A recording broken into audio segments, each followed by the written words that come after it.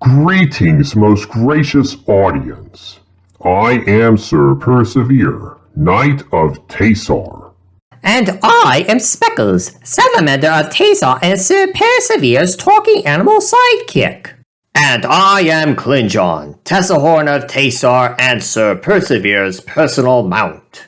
And I am Aveline, Tessahorn of Tasar and wife of Klingon.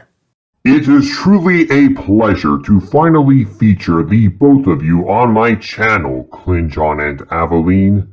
Your appearance has been a long time in the making, and I certainly hope this will not be the last.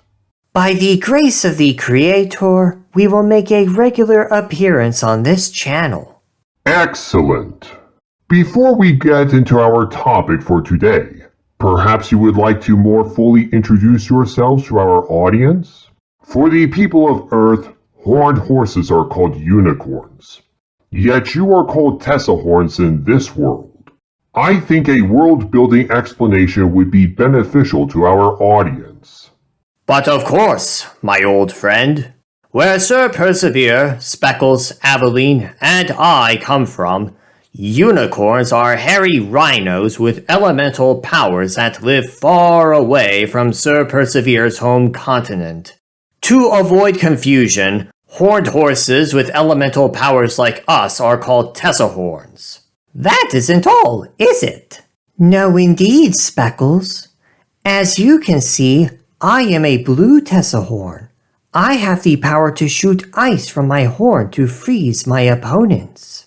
Being a white Tessahorn, I have the power to heal people with a touch of my horn, though I can also drain the life essence of my enemies with my horn to heal myself. There are two other kinds of Tessahorns.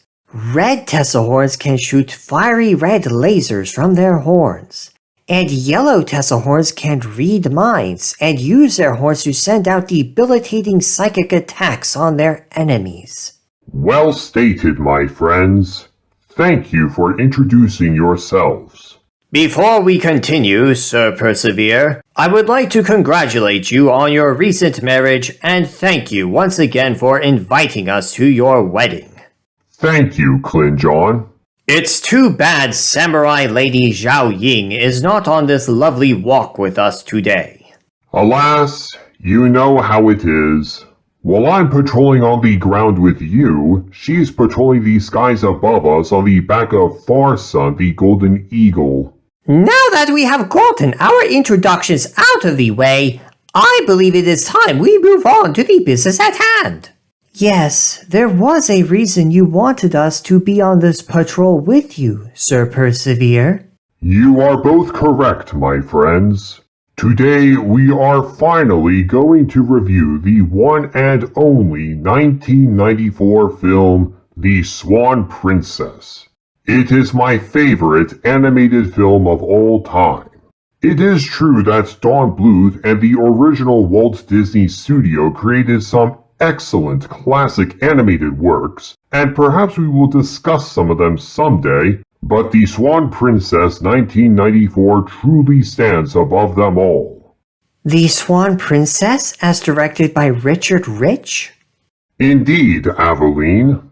Of all the animated films ever created by Mr. Rich, The Swan Princess, released in 1994, would prove to be his magnum opus, never to be rivaled by any other film before or since in his body of work.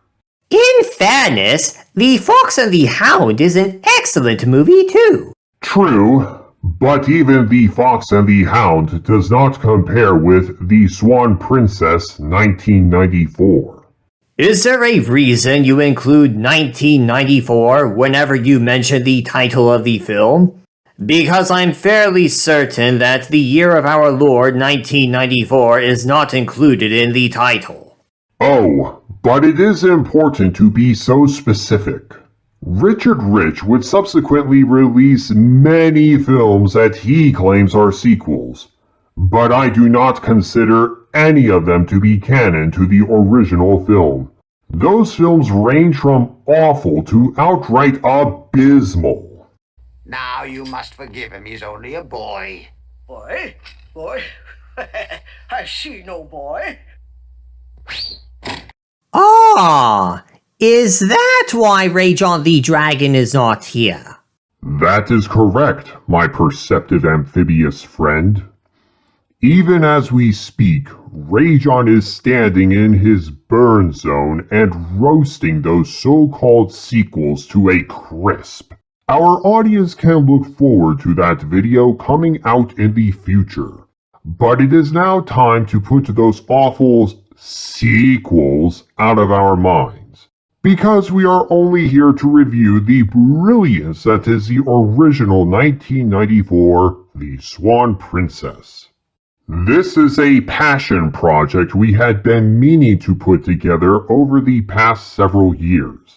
It is only now that we have finally gotten around to reviewing this wonderful movie.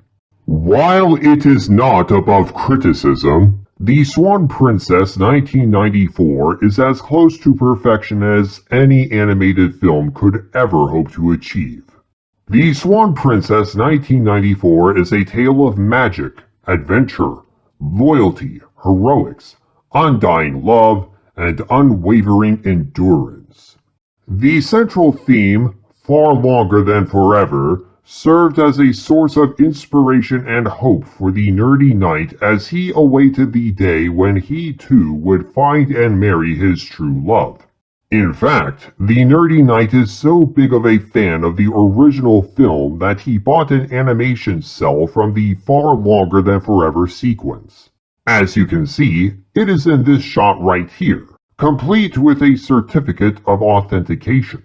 The background is incorrect, but the nerdy knight is otherwise satisfied with the knowledge of owning an actual authentic piece of the Swan Princess 1994. For any fellow Swan Princess fan watching this review, we truly hope you will enjoy watching this video as much as we enjoyed making it. We also trust that you will find this review to be as timeless as the original film itself. While we might have some slight nitpicks here and there, the Swan Princess 1994 stands mostly above reproach, and we wish to treat it as such. And now, without further ado, let us review the most beautiful film in the history of classic animation.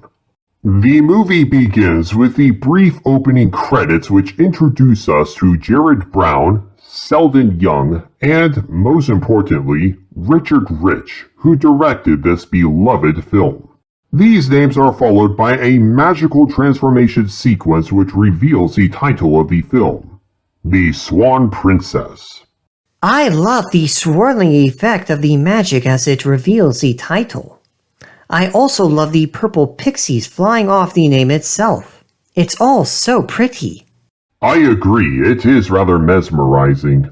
The story itself begins with the voice of Brian Nissen narrating the opening sequence of our enchanting tale. Once upon a time, there was a king named William, who ruled a large and mighty kingdom. And yet he was sad, for he was growing old and had no child to inherit the throne. Then, happily, a daughter was born, a princess, and she was given the name Odette. During this part of the opening, we see King William pacing in his magnificent castle. We can see immediately that the castle itself is simply enormous, suggesting that the narrator speaks truthfully when he says that William rules a large and mighty kingdom. In the midst of his pacing, a lady in midwife attire approaches him with a bundle.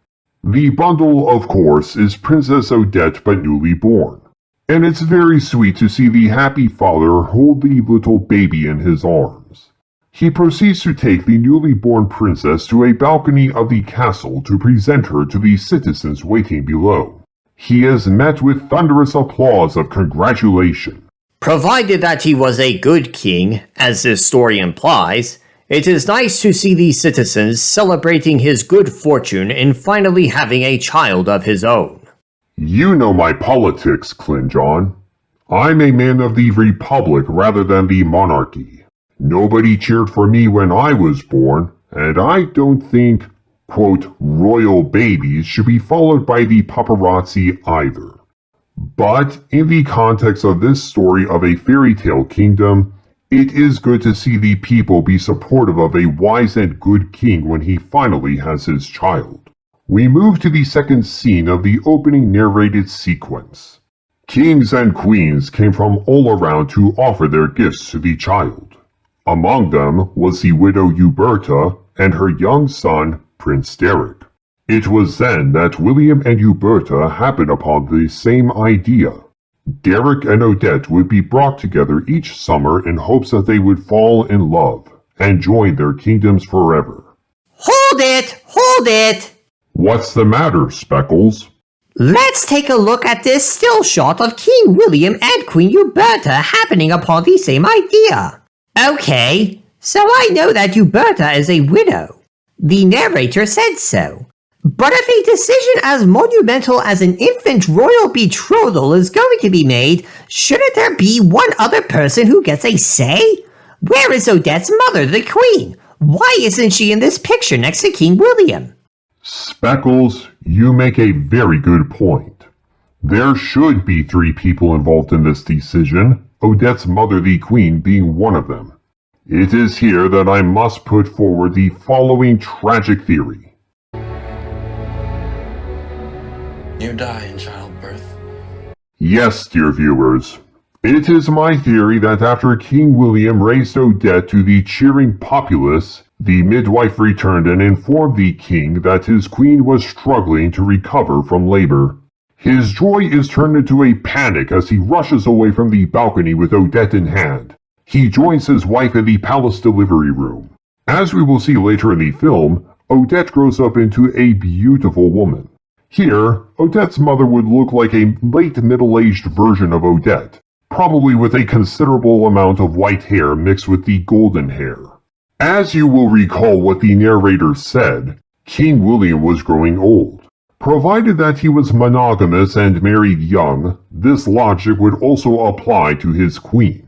A combination of factors would prove to be the death of Odette's mother. Among the complications, of course, would be a lack of medical technology, but her age would be the deciding factor in her childbirth-induced death. Simply put, her body at that age and without the right medical equipment was unable to live a day beyond Odette's birth. In my head, I can see King William holding his wife's hand. They share a heartfelt moment which concludes with the Queen requesting King William to be a good father to Odette before she dies. That is a rather sad thought, but it also makes the most sense. And given that the primary intended audience of this film was young children, it would make sense that they would gloss over this tragic sequence for their sakes. I must disagree with you there, my dear. As we will see later, there will be a tragic death depicted on screen in this movie. I think Richard Rich should have borrowed some ideas from Don Bluth when creating this story and showed the tragic death of Odette's mother in childbirth. He should have done it in a way that was similar to the death of Littlefoot's mother. For the matter of that, he could have even borrowed his own notes from his time on The Fox and the Hound in depicting the death of Todd's mother. Fair point, but you must also consider the pacing of the narrator when he was opening the movie. He starts off rather upbeat. Showing Odette's mother's death during this happy narration would have been like throwing a monkey wrench of sadness into the pacing of the narrator's joyful introduction. You both make valid points, my friends. Personally, I would say that Richard Rich made the right decision in not alluding to Odette's mother's death during what is supposed to be a happy opening. However, there should have been some kind of acknowledgement of the Queen's death during the film, and Mr. Rich failed to address this in the movie. For the matter of that, even The Princess and the Goblin gave more explanation as to what happened to Princess Irene's mother, and her mother had already died prior to the events outlined in George MacDonald's books. I thought it was pretty strange to not mention Odette's mother in all of this. You indeed brought up a topic worthy of speculation, Speckles. Before we move forward, let's return to the animated sequence of King William and Queen Huberta happening upon the same idea. As the narrator is mentioning the scheme to betroth Derek and Odette in hopes of them falling in love, the two parents are looking at each other. They aren't even talking or voicing the idea to one another. It's almost like they're communicating telepathically. That's a bit odd. It may not be quite as odd as you think, Speckles. Just prior to the king and queen happening upon the same idea, we see a young Prince Derek handing a golden heart necklace with a swan engraving to the young Odette. It is a moment of foreshadowing where we note no matter what happens between them, the necklace will symbolize their eternal love. It is likely that both the king and queen noticed Derek giving Odette the necklace, and this prompted them both to happen upon the same idea without the need to vocalize it. Maybe. But unknown to all was another plan, that of the evil enchanter, Rothbard. Odette's birth was of little concern to him, for he was preparing to take William's kingdom by means of the forbidden arts. Ah, so now we introduce the villain of the story, Rothbard. You know, he could really use a hairstylist. Who do you think he was in terms of the king's court? Perhaps King William employed Rothbard as his own personal advisor, not unlike the role Jafar played as the Sultan's Grand Vizier in Disney's Aladdin. It is possible that the king wished to utilize Rothbard's magic for the benefit of the kingdom until Rothbard decided to dabble in the forbidden arts. The film itself never expounds upon who Rothbard is in relationship to the king. However, the special features of the Swan Princess DVD do give a disturbing theory. I will get into that theory once we get to the relevant part of the story, but suffices to say, I do not accept what the special features suggest to be canon to the movie itself. On the eve of his assault, William attacked, and Rothbard's powers were plunged into darkness. Despite calls for his death, the enchanter was only banished. I'm not finished with you yet, Willie. Someday, I'll get my power back. And when I do, everything you own, everything you love, will be mine. Many feared King William too kind. But in time, the threat was forgotten, and all hopes turned to that not-too-distant summer when Derek and Odette would meet. As wise and good as King William presumably is, this decision to let an evil enchanter go in spite of his obvious threats against his life would prove to be his downfall, as we will get to later. Why do you think the king would simply banish the wizard and not go with a more austere form of punishment, such as imprisonment? The fact that King William let Rothbard go is the only piece of evidence that supports the claims made by the bonus features of the DVD. But the time has not yet come to expound upon that.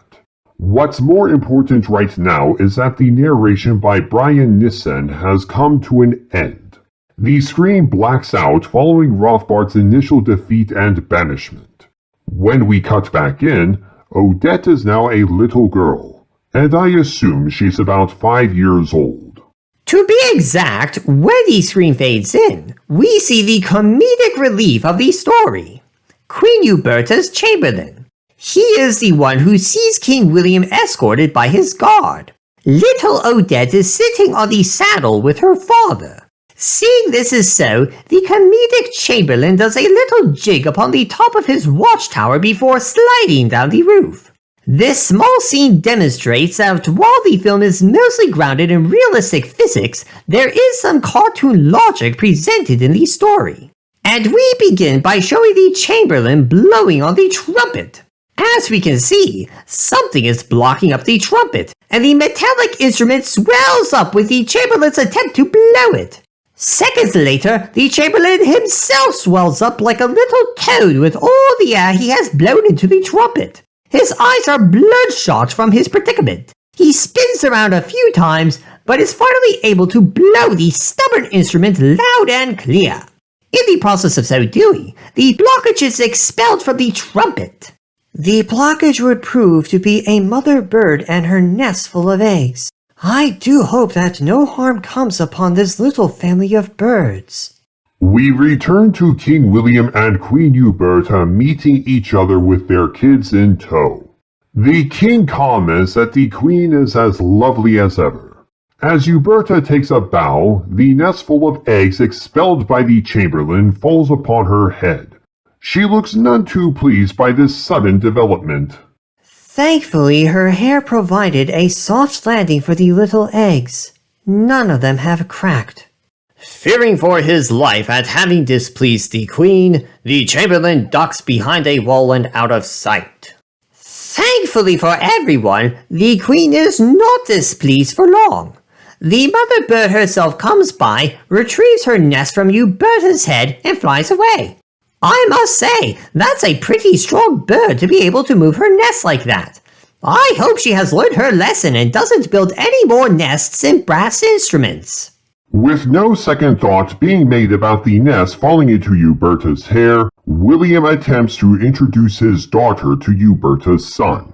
The two parents wink at each other as they do so. Young Prince Derek does not look happy as his mother greets the king and princess. The king nods encouragingly to his young daughter and nudges her forward. Uberta likewise encourages her son to go to meet Odette, but Derek proves to be stubborn and says, "Mother," in a way that suggests that he is not too thrilled about this arrangement. At this point, she displays her displeasure at his obstinacy and whispers harshly, "Derek." Finally, both prince and princess go and are introduced to each other. As we can see here, Derek stands taller than Odette, which makes sense given that he is in fact older than her. True, but do you think maybe he should be a little taller? When we first see Derek in the opening sequence, he must have been about 5 years old himself, while Odette seems to be somewhere between 1 and 2 with a full head of hair. I must say, it must have taken longer for her than the average baby to start walking, but that's besides the point. Anyway, Derek would be roughly 4 years older than her. So, if Odette is 5 in this scene, that would place Derek somewhere between 8 and 9.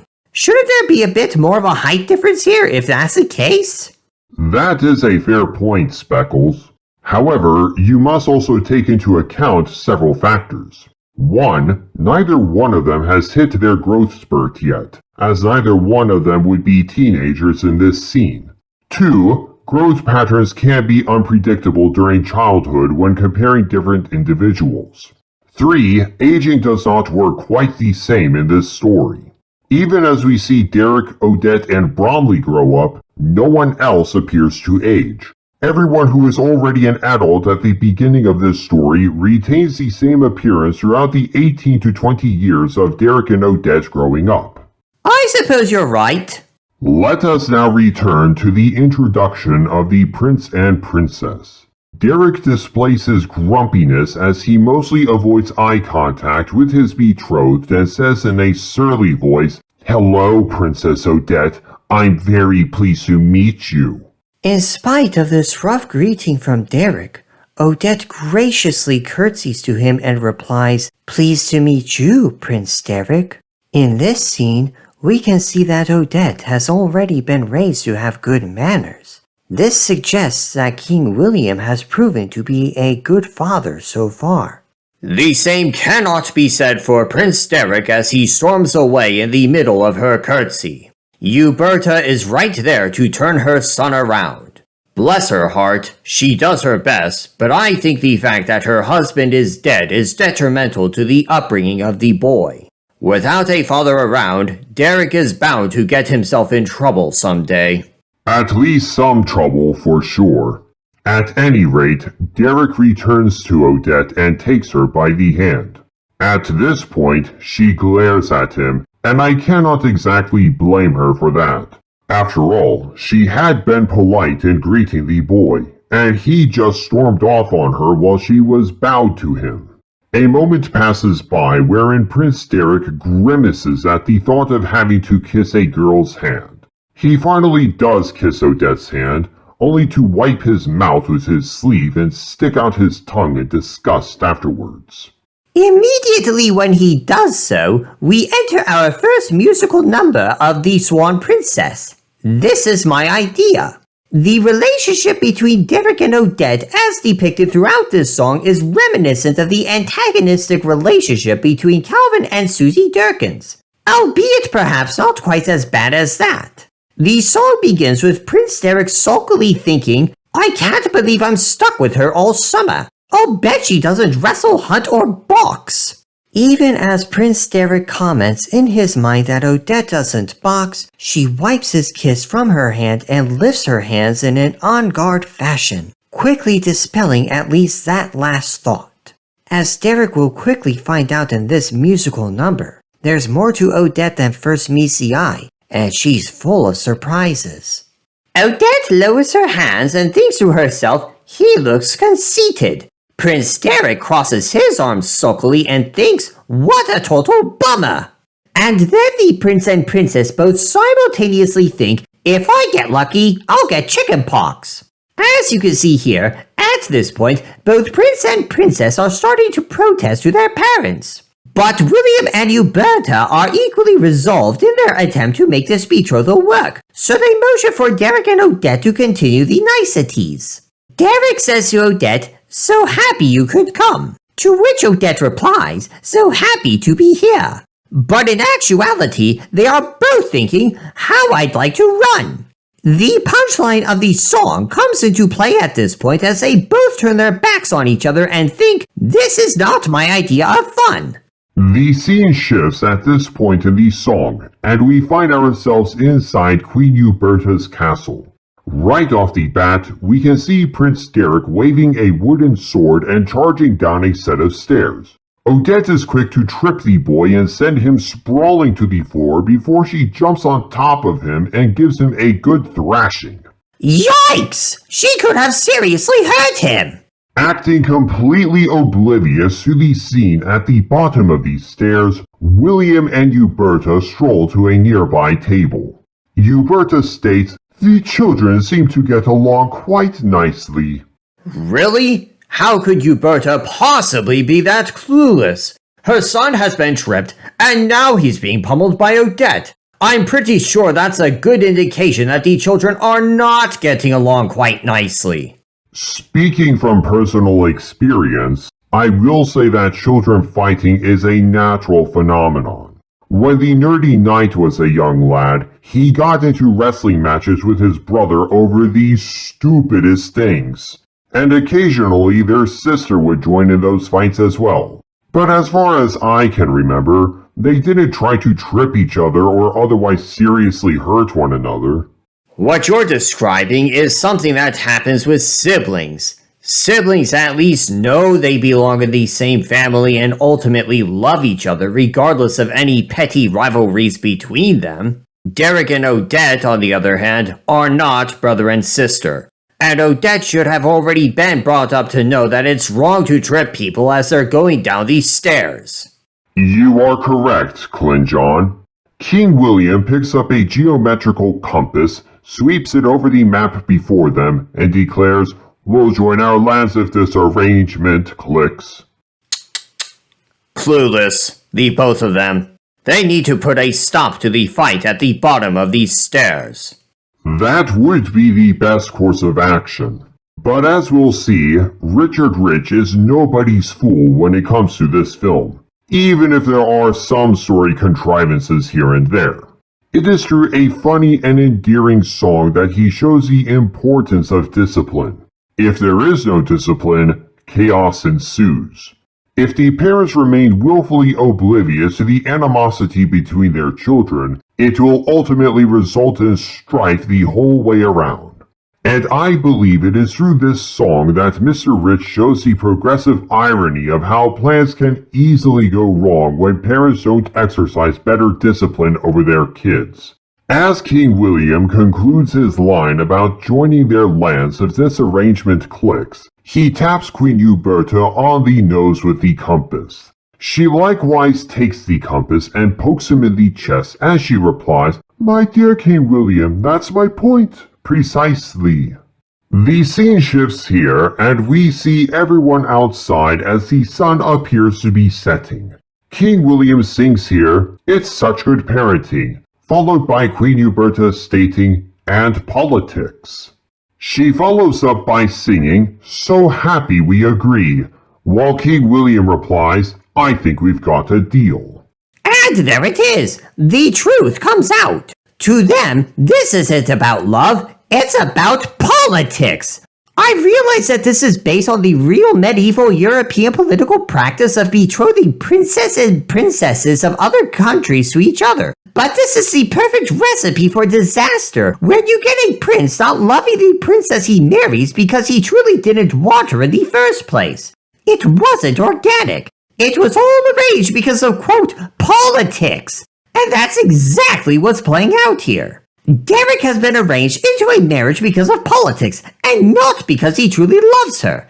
And the sad part in all of this is that I think he truly does love her deep down, if not in a romantic way yet at that young age. We saw him hand the golden heart swan necklace to Odette after all, so there has to be something organic there. But their parents decided to turn it from an organic love into a forced political arrangement, and that's what's bothersome in all of this. I'm an advocate of letting love happen organically and not by force. Still, Speckles, at that young age, Derek probably would have quickly forgotten Odette after handing her the necklace if he was only going to see her at the celebration of her birth. If this love was going to organically blossom, the king and queen had to help Derek along in growing his affection for Odette over time. I agree that it was wrong of the king and queen to politicize the hopeful marriage, but the idea of helping them meet each summer in hopes that they would fall in love was actually a good one. In fact, if anything, this is one of the reasons that this is my favorite animated princess fairy tale movie. Compare this film with a good chunk of the Disney princess movies. Take Cinderella, Snow White, and Ariel. They all met princes whom they had never met before and were absolute strangers to each other. They had no previous organic life with the men they ultimately married before meeting them. It was all just, oh, now I met this handsome royal hunk. Now I simply must marry him because he's the prince. How deluded are these ladies? They never met them before, never grew up with them. For all they know, these princes could be royal pains in the butt behind closed doors. Now, I get it. There are nuances even to this discussion, and it isn't all black and white. Belle, for example, didn't realize the Beast was a prince and came to love him for his inner qualities. Princess Aurora had the most adorable dance scene introduction with Prince Philip, and to her credit, she didn't even realize he was a prince until the end of the story. Princess Jasmine was trying to escape arranged marriages when she met Aladdin, who was anything but a prince. So I will be fair and not paint old Disney princess movies with a broad brush. However, let's face it, most Disney princess movies have always had their problems. But one of the biggest problems is that the prince and princess are never depicted as childhood friends, but rather as total strangers.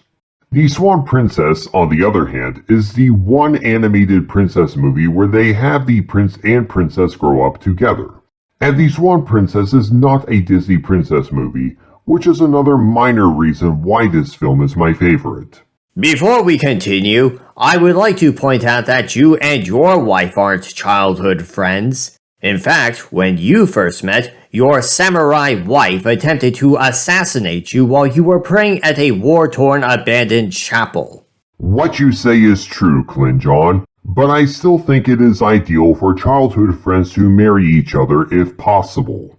Also, it was love at first fight between my wife and I. Finally, I'm not some spoiled rich royal prince who gets everything my way because of monarchy. Anyway, this isn't the place to talk about my life story. Let us now return to the film. Queen Uberta continues by saying, Derek's quite a catch. The second verse of this song concludes with both the king and queen singing, "This is my idea of a match." At that moment, Derek and Odette crash the conversation with their wooden swords, intent on hitting the living daylights out of each other. As William and Uberta restrain the two young fighters, it is Uberta who laughs and declares, "And such fun." It is here that the singing comes to a pause as the instruments take over the music. We zoom out and see Queen Uberta's castle surrounded by her kingdom of Chamberg. I love the design of the castle, the colors of the trees, and the sparkling water. As we pan across the countryside and over to the body of water which separates Chamberg from William's kingdom, the season changes to a snowy winter. When we arrive at King William's castle, the season changes once more to what I can only assume is late in the spring. The castle is likewise magnificent, and the surrounding kingdom is also beautiful. It is only a pity that this is one of the few glimpses we get of Odette's native land. True enough, Aveline. The third verse of the song picks up with King William calling up to Odette's room from outside the castle. "Good heavens, child, don't dawdle. We can't keep Derek waiting." As can be observed in this shot, it is my estimation that we have fast-forwarded anywhere between 3 to 5 years. Odette has entered her tomboy phase and is sporting a cute set of freckles. She huffs at the thought of meeting Derek yet again before calling down to the king, "I haven't packed or washed my hair, and father, I get seasick." Meanwhile, back at the Kingdom of Chamberg, Uberta checks in on Derek in his bedroom. As she enters, she states they soon will be arriving. Her face is aghast as she discovers what horrible things the prince has been doing in his chamber. She then asks, "Is that respect you're showing?" As far as we know, it is at around this age that Prince Derek has begun to practice archery, and he has a pretty good aim. Unfortunately, he decided to draw a very unflattering picture of Odette and use her effigy as target practice. To his mother, Derek replies, "You make me kiss her hand again, I swear I'm gonna be sick." I'm all for young men learning the fine art of target practice, but they need to do that sort of thing outside. The prince could have accidentally seriously hurt or killed someone. All it takes is one servant going through that very door with Odette's picture at the wrong place and at the wrong time. I'm sure Derek wasn't as stupid as all that. He probably placed Odette's picture on his closet door, where there's practically a 0% likelihood of someone going in and out of that door without him knowing it. That's still no excuse. Even then, you cannot deny that the prince is needlessly ruining the door with his arrows. How much taxpayer money is going to have to be used to replace that door? A happenstance that could have been easily avoided. You are correct, Klingon. Once again, Mr. Rich masterfully shows how the lack of a father can help a young man go astray into destructive patterns. The scene shifts to a couple of hours later to show King William's ship docking in the Kingdom of Chamberg. The king proudly announces, "One day Prince Derek will be her intended," to which Uberta replies, "Splendid!" It is at this point we are introduced to a new character, Bromley. Where he comes from or who his parents are is never known. All we do know is that Bromley is Derek's best friend. And like the prince, Bromley has been doing some target practice himself. With Derek egging him on, Bromley fits a tomato to his slingshot and fires it at the princess.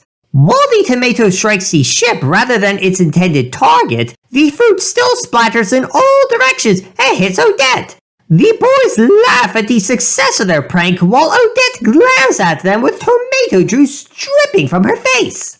Between the tomato incident and the disaster that follows, you'd think you were reading a Calvin and Hobbes strip.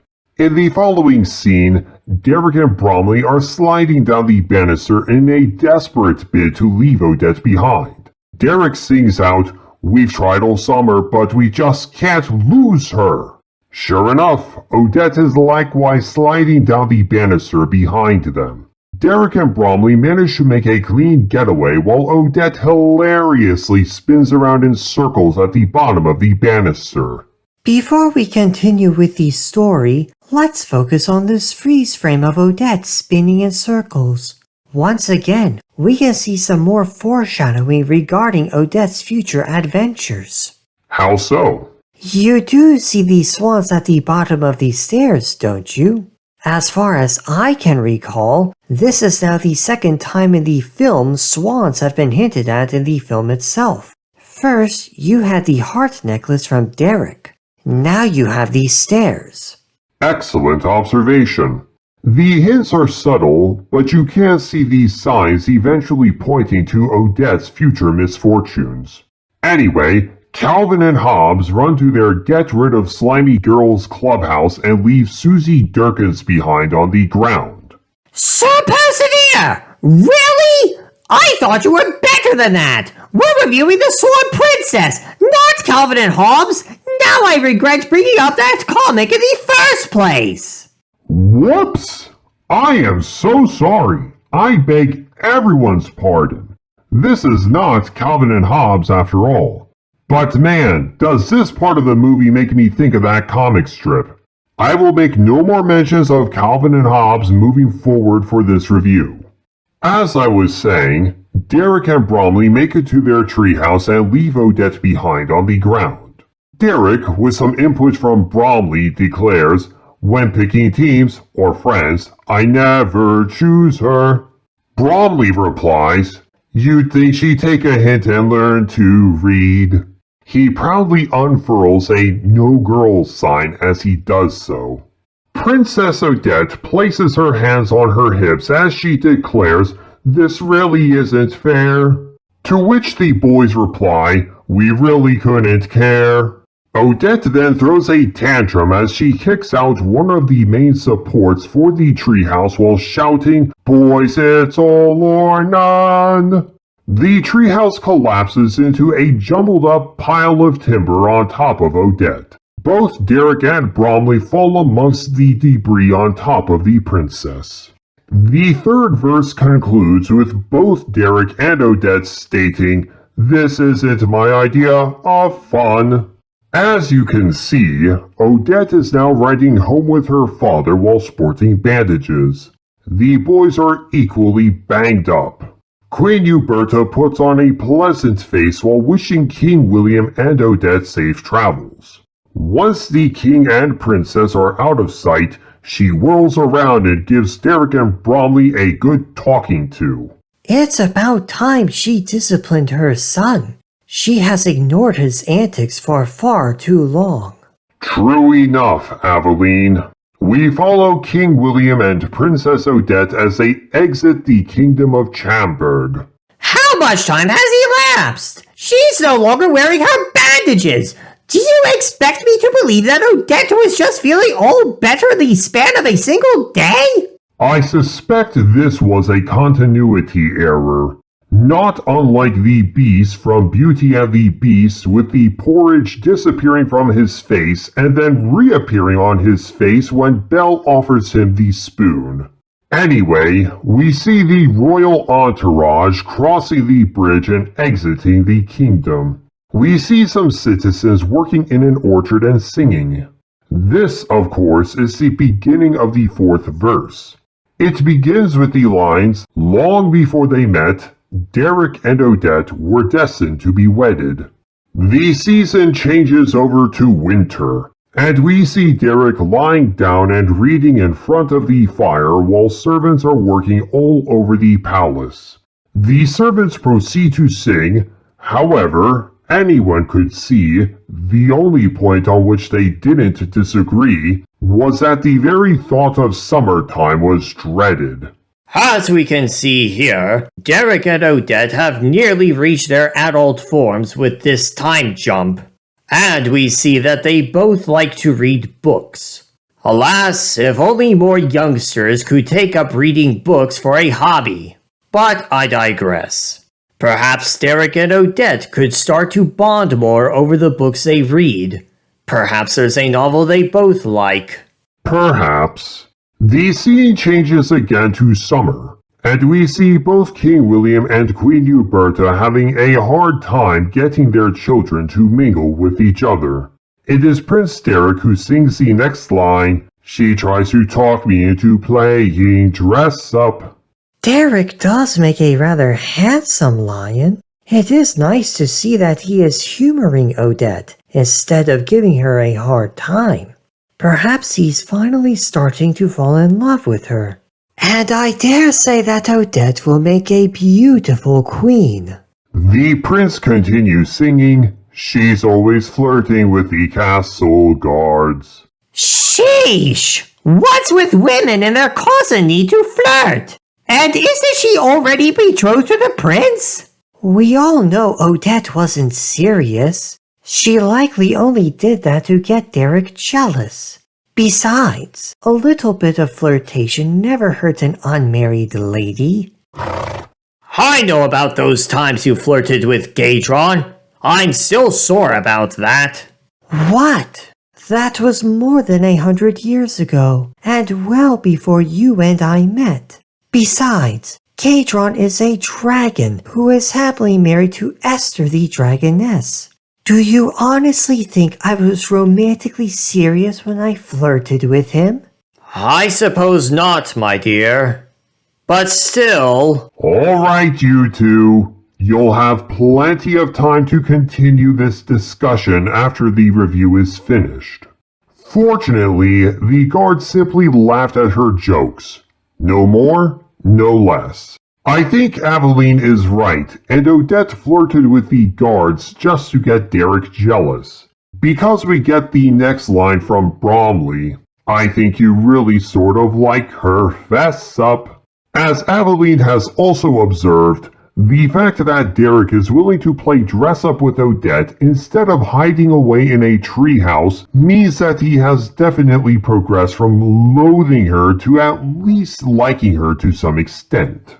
At any rate, Derek answers Bromley, "I'd like her better if she'd lose at cards." Shame on you, Bromley, looking over Odette's shoulder to help Derek cheat. Prince Derek, thinking he has the upper hand based on the intel from Bromley, puts down his cards and declares, "4 7s and a 10. Much to Derek's chagrin, Princess Odette places down her cards and declares, "I think I've won again." The boys give up and state, "Every time she's won." The fourth verse then ends with Princess Odette stating, "This is my idea of fun," while the boys state the opposite. The fifth verse unfolds with Derek and Odette riding a horse and buggy through the kingdom together. Derek just can't help himself, can he? The old bunny ears behind the head trick is a rather tired prank. His subsequent innocent whistling to allay the princess's suspicions is rather priceless, you must admit. The citizens sing, "We need a royal wedding. I'd love to be invited. At least we'd get a holiday to rest our plows and axes." We see King William and Princess Odette once again embarking back home. The tables are turned as Derek finds himself plastered with a tomato. His mother laughs at the humor of the situation. Odette calmly tosses her slingshot overboard, her vengeance complete. We then see King William's ship sailing into the sunset. While this is going on, the citizens continue to sing, "Someday these two will marry, 2 lands will be united, and with some luck their marriage may result in lower taxes." And with this one line, Klingon, you remind me of another reason why I love the Swan Princess 1994 so much as opposed to the Disney princess movies. In so many of the Disney princess films, all we ever focus on is the royalty. We're supposed to care about what the prince and princess think. Heaven and earth should be moved in order to fulfill the wishes of the royal elite. But does anyone ever ask what the citizens think? How angry did the regular people become with King Stefan when he had all these spinning wheels burned and thereby destroyed the textile industry just to save his daughter? What lies did the stepmother queen spread about Snow White amongst her citizens in order to prevent an uprising against her when Snow White ran into the woods? Why was the Duke the only person to push back against the king's temper in Cinderella? As before, it's not a complete broad brush when it comes to Disney princess movies. After all, you do very much explore the lives and mentalities of the regular citizens in Beauty and the Beast and Aladdin. However, here in The Swan Princess, we have a film where it is acknowledged that the people are being taxed by royalty. It is in this film where the people hope that the marriage of Derek and Odette will bring about lower taxes for everyone. The only other classic animated fairy tale film that I can think of where the entire subject matter revolved around tyrannical royal taxation was Disney's Robin Hood. You want taxes? I'll give you taxes! Oh! As we move on, the time is winter once again. It is now finally starting to dawn upon King William that Derek and Odette may not want to marry each other. In a panic he writes, "What if Odette doesn't go for the merger?" To which Uberta replies, "Urge her." And now comes the final last-ditch effort to get Derek and Odette to truly love each other. As both King William and Queen Uberta attempt to get their fully grown children together once more, Derek and Odette sing the following lines in perfect synchronization. "For as long as I remember, we've been told we'd someday wed, every June until September." "Oh, they're pushing and annoying hints," declares Derek as he's pushed and pulled by his mother. Wow! Queen Uberta has some serious muscle if she can still drag her fully grown son around. I'm impressed. "I've got bruises with their fingerprints," says Odette as her father and Lord Rogers haul her out of the carriage. "I could do much better, I am sure," Derek thinks to himself as his mother shoves him through the door and closes it behind him. Odette is likewise flung into the same room with Derek as she thinks to herself, "He's so immature." After some resistance, they make eye contact. All the years of fighting and bickering melt away as Derek and Odette see in each other no longer a boy and a girl, but a man and a woman. As Derek breaks into a smile, Odette sings, "I see him smiling and my knees start buckling. I see inside him and my doubts are gone." Of course, King William and Queen Uberta are spying on their children, and they seem rather happy with the results of 20 years of hard work. Prince Derek, always having a knack for jinxing his ladylove, sings, "She started out as such an ugly duckling, and somehow suddenly became a swan." Oh, Derek! Why on earth would you jinx Odette and make references to ducklings and swans? Let's give him a break, Speckles. It's not like he knows what's going to happen next. Odette curtsies and says, "So happy to be here." Derek replies, "Till now I never knew," which is then followed up by both of them singing, "It is you I've been dreaming of." Each of them, in turn, also sings, "This is my idea." It is at this moment that the king and queen barge into the room and sing, "What a good idea! It's such a charming and romantic notion." At this point, we need not faithfully recite the rest of the lines of the song. Suffice it to say, Lord Rogers whips up the orchestra right on the spot while the servants immediately bring in the decorations. In no time at all, the chamber is filled with food, tables, and guests. Boy, that was rather fast. Indeed.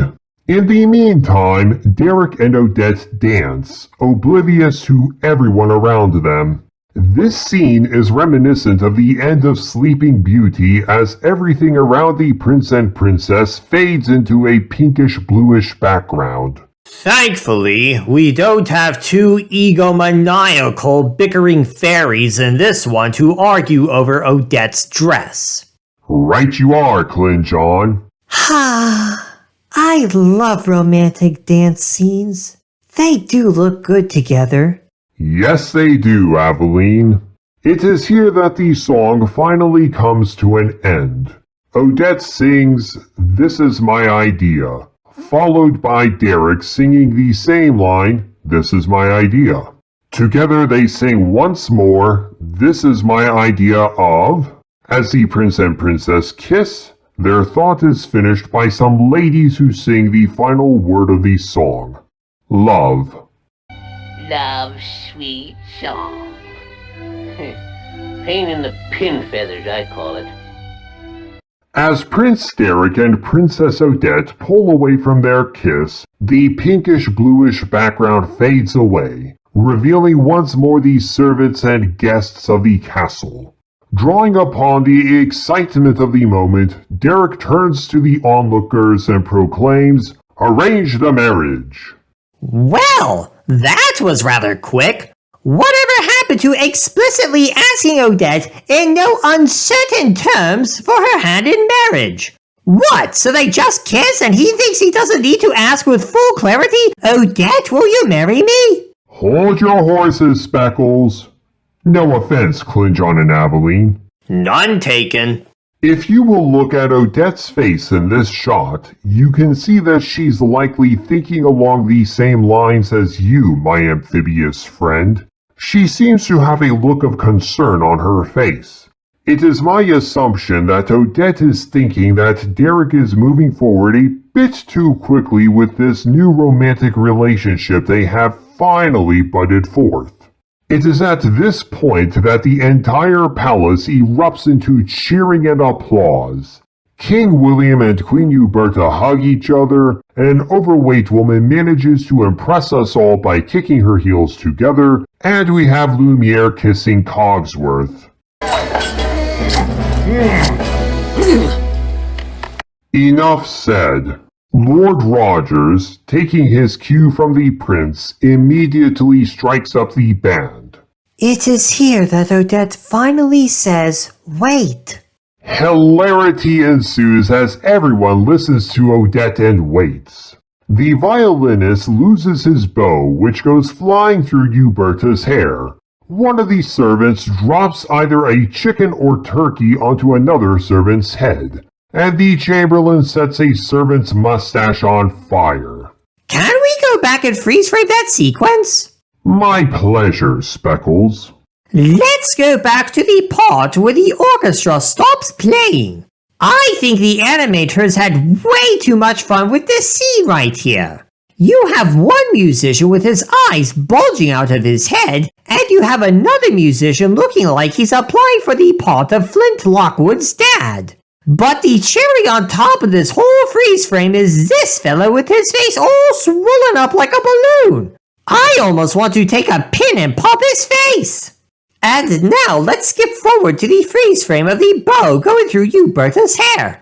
This is such a priceless snapshot. If there weren't any copyright concerns with Nest, I'd make a shirt out of this picture and sell it with the caption, "A most royal bad hair day." Maybe Ness will at least give us credit for the idea if they ever see this video and start selling shirts based on that freeze frame.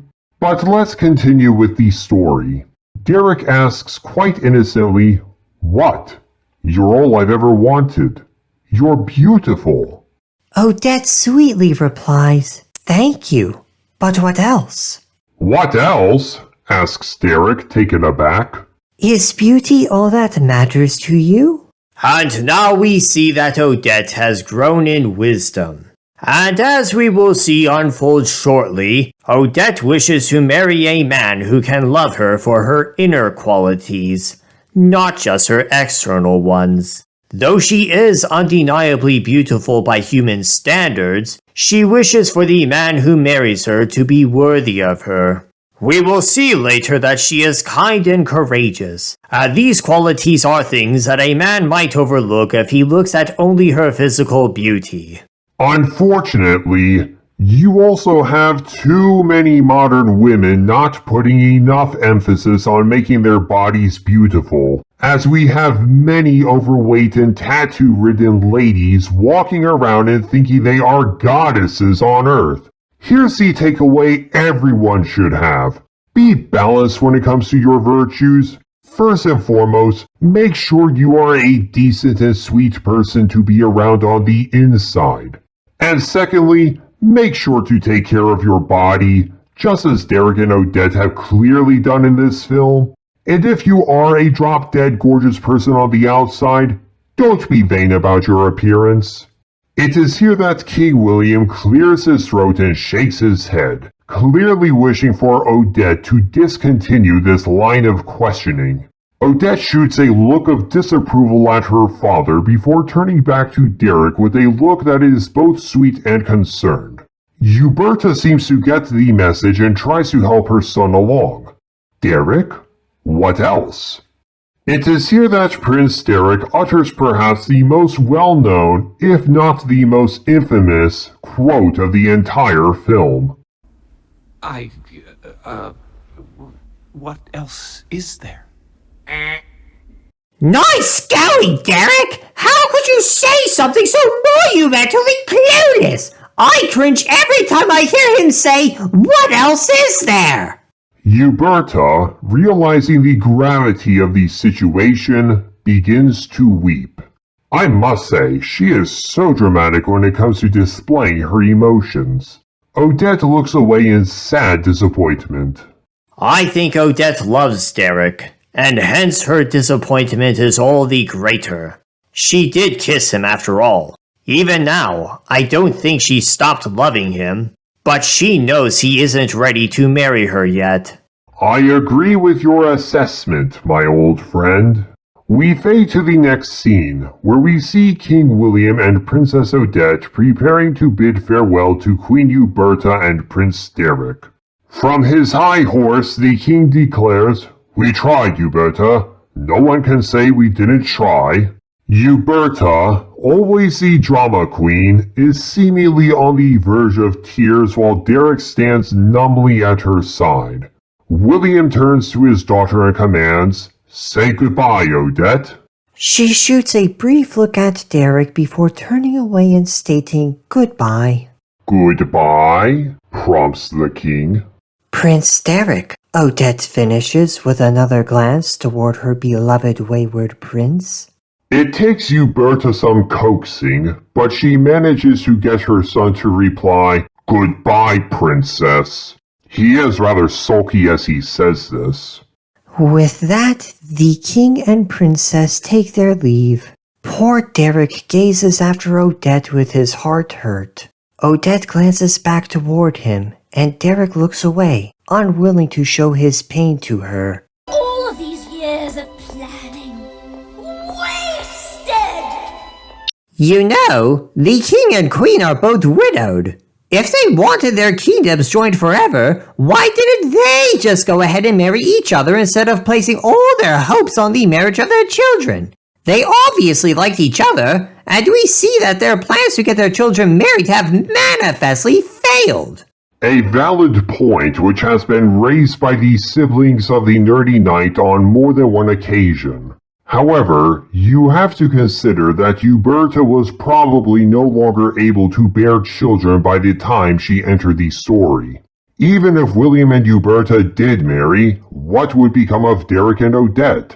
They would be step-siblings at that point, and there's no guarantee that they would be willing to cooperate once they grew up, choosing instead to sunder the kingdoms back to the way they were. The stated objective by the narrator was to join the two kingdoms forever, not start some House of the Dragon shenanigans. Getting Derek and Odette to fall in love with each other was the best option in this scenario. Youth, vitality, everything William and Huberta didn't have. We move on to the next scene. This scene transition is rather clever, which consists of focusing on one of the castle turrets. Time passes, and the sky turns dark behind the turret while lightning flashes all around. Finally, the castle tower phases into a rook chess piece. Simply put, it's now revealed that Derek and Bromley are playing chess while it's storming outside. Lord Rogers is in the same room with the young men, and boy is he lecturing up a storm. What else is there? She says, is beauty all that matters? And you say, what else is there? Poor Rogers must be at his wit's end. He's the closest thing that Derek has to a father, and Derek let him down big time with his $1,000,000 answer to Odette's question. It was dumb, I know, Derek replies. To this, Lord Rogers gives his rebuttal with the second most well-known quote of the entire film. You should write a book. How to offend women in 5 syllables or less. Ha! That line is such a classic. At least Derek realizes his answer to Odette was dumb. When you compare this moment to the moment where he delivered his infamous answer, it's possible that he wasn't so much clueless as he was frozen in the moment and panicked with the most awful answer a man could give to a woman. Perhaps. Regardless, the damage has been done, and it's up to Derek to decide what he will do next. Meanwhile, we can see at this point in the film that Bromley is a cheater. Even as Prince Derek's back is turned, Bromley slyly snatches Derek's knight off the board. He then proceeds to take Derek's queen and proudly proclaims, "You lost your queen, Derek." That's twice in one day. We feel for you, Derek. There's really nothing more annoying than having the worst day of your life followed up by losing a game afterwards. It's like rubbing salt in the wound. However, Lord Rogers does not give Derek much time to reflect on his chess game casualty as he says, "Think. You must see something other than Odette's beauty." And to that comment, Derek gives us a priceless answer. Oh, of course I do, Rogers. She's like, you know, how about... And then... I mean, right? I'm just as convinced by that answer as Rogers and Bromley. Derek follows up by admitting he doesn't know how to say it, but he does come to the brilliant conclusion that he will prove his love for Odette. We're not sure how he intends to accomplish it, but he intends to win her back. Well, whatever he comes up with, it can't be worse than asking, what else is there? Our gallant prince then picks up a chess piece, seemingly a rook, and then plants it in front of Bromley's king while crying, "Checkmate!" Our rotund cheater is in disbelief that he could possibly lose. His shock is hardly a surprise, given that Derek wasn't paying much attention and yet still won in spite of Bromley's cheating. Perhaps Prince Derek was paying attention, but feigned ignorance to lull Bromley into a false sense of security. He might be clueless when dealing with women, but he is a very adept warrior, as we shall see later on. And when you're an adept warrior, you tend to pay attention to your surroundings. At this point, the scene changes again with a flash of lightning. We find the evil enchanter Rothbart 20 years after his banishment strolling through the woods and upon the road. He spies King William's entourage approaching him. It is here and now that Rothbart intends to fulfill the threat that he made on the day of his banishment. Everything King William owns and loves will now belong to Rothbart. It would seem to me that when Rothbart was banished, he fled across the sea which separated William's kingdom from Chamberg.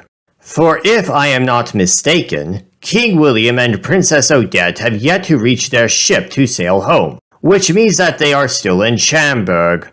Ultimately, the banished Rothbart seem to have decided to set up a new base of operations close to Chamberg and then spied on William's comings and goings over the years while regaining the enchantments he had lost. Astute observation, Clint John. I think that's a pretty accurate assessment of the situation here with this disgraced wizard. And as we will soon see, not only is he disgraced, he is downright depraved. We can see that the change in the weather has prompted William and Odette to dismount their horses in order to ride inside a carriage. What has happened to the horses that the king and princess were riding upon? You do not see a soldier either riding or leading them. In fact, if you analyze this scene just for the horses, it appears that there is a total of 4 horses pulling the royal carriage, with an additional mounted escort of either 3 or 4. Of these 7 or 8 horses in this shot, the black horse of King William and the golden horse of Princess Odette are nowhere to be seen. What became of them? Good question, Aveline. I would say that both of the royal mounts were likely handed off to a separate detachment of soldiers prior to the king and princess entering the carriage. Inside their transportation, the king asks his daughter, I just don't understand. What else did you want him to say? To which our princess replies, I need to know that he loves me, for just being me.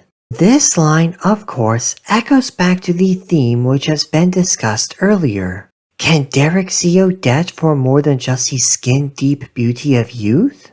Will he be there for her in her wrinkled and decrepit old age because of the kindness and courage within her golden heart? Well said. I must say that I love my wife not only for her beauty and katana skills, but also for her kindness and courage. But to continue, the carriage comes to an abrupt halt as the driver calls, "Whoa!" King William sticks his head out of the vehicle to investigate the cause of the holdup. The carriage driver points to a figure standing in their path, its cape flapping ominously in the wind. Dismayed at the apparition before him, King William seems to quickly figure out that a vengeful Rothbart is about to strike with his wizardry which he had regained over the course of his banishment. He turns to his daughter and instructs her to stay inside the carriage. Stay in the cockpit. Humph! Like that would do her any good. She'd be better off running away. Last time Rothbart was defeated, Speckles, he was taken down rather easily. It's one wizard against 3 or 4 mounted soldiers even now. Based on past experience, King William was probably justified in thinking that the carriage would be the safest refuge for his daughter. Last time, Rothbart was taken by surprise when these soldiers barged into his home. The element of surprise isn't on King William's side this time. But I suppose you are right in the assumption that King William believes that he has the resources to tackle Rothbart just as he did roughly 20 years ago. Rothbart begins his enchantment by putting on a mesmerizing display of red magic. He throws down his magic in a blinding flash and transforms into a great animal that resembles a mix between a wolf and a bat. In this frightful form, Rothbart attacks the royal entourage. The very sight of Rothbart in this hideous form strikes fear into the hearts of man and horse. With the horses panicking, the entourage is left in disarray and unable to form an effective defense against the wizard's fury. King William himself freezes in fear. Look at these men, standing there stupidly and rooted to the ground in fear. Where is their gumption? Where is their courage? I mean, for heaven's sakes, I did not show fear when facing the possibility of getting eaten by Veritas, the shape-shifting dragon, and I'm a tiny defenseless salamander. These are grown men with military training. What's their excuse? Ah yes, Speckles. You are undoubtedly comparable to Reepicheep when it comes to courage in spite of your small size. Unfortunately, there are many tiny creatures in fiction who tend to show far more courage than the humans around them. Humph! Don't compare me to that furry, honor-obsessed, insufferable little windbag. He's one of the main reasons I can't stand those Narnia books. Besides, the Nerdy Knight based me off another character who is featured in this very movie. True. There is a character in The Swan Princess 1994 who very much influenced your design as a character. However, for all the similarities you have with said character, you are his opposite in many ways and are closer to Reepicheep in terms of personality, albeit not so personally obsessed with honor to the point of ridiculousness. But let's not spoil who this character is before we get to that scene, shall we? By all means, good sir. Please continue. King William freezes in fear, a decision that would prove fatal. The scene changes on that cliffhanger, and we go back to Prince Derek playing chess with Bromley and Lord Rogers. The door to the castle slams open, and King William's wounded captain enters before collapsing to the floor. It's King William's captain. Yes, Prince Derek, I just said that. But more to the point, he has a name, you know. You are expected one day to rule the land of Chamberg as king and know the faces and names of various politicians and military figures across various kingdoms. And this captain has visited your kingdom for how many summers? Anywhere between 15 to 20? Provided, of course, that the same captain has been in King William's service for that long. You should know his name by now.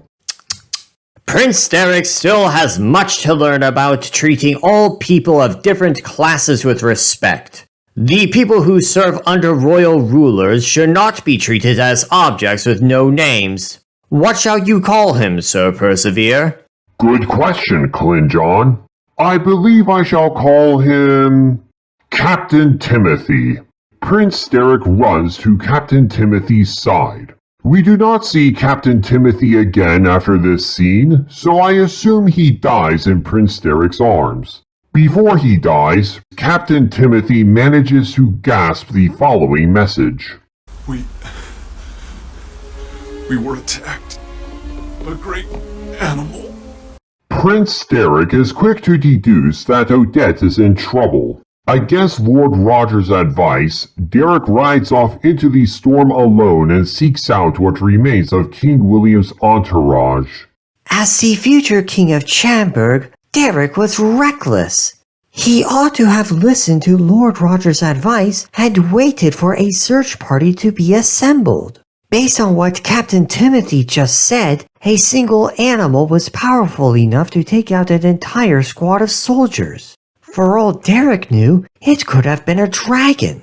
What chance would a lone prince have against such a creature? My thoughts exactly, dearest. It is never a good idea to investigate a dangerous situation by yourself. As someone who does not give one iota about royalty or even politicians in general, I think it was good for Derek to show that kind of courage for his lady love despite the potential dangers. It was perhaps ill-advised and even stupid, but I do give him full credit for bravery. As Derek rides to the scene of the crime, we see his horse make an impressive leap across a canyon with the lightning flashing behind them. Of course, King William and his men were probably ahead of Derek by several hours, though they had been traveling at either a trot or canter rather than a full gallop. And furthermore, I highly doubt that this canyon jump was part of the route that the King and Odette took. It is my theory, then, that Derek, who knows the kingdom pretty well after years of horseback riding, knew a shortcut that involved a dangerous jump over a gorge. That jump is nothing. I can easily jump twice as far as that horse. You know what, my love? Prince Derek is not the only person I know who's careless sometimes. You know what I've told you before about jumping canyons? You almost broke your legs while breaking your record for the longest canyon leap, just to show off to myself and your friends. Yeah, the hairline fractures after that leap were no fun. I am fortunate that my sister was there to immediately aid me with her healing powers.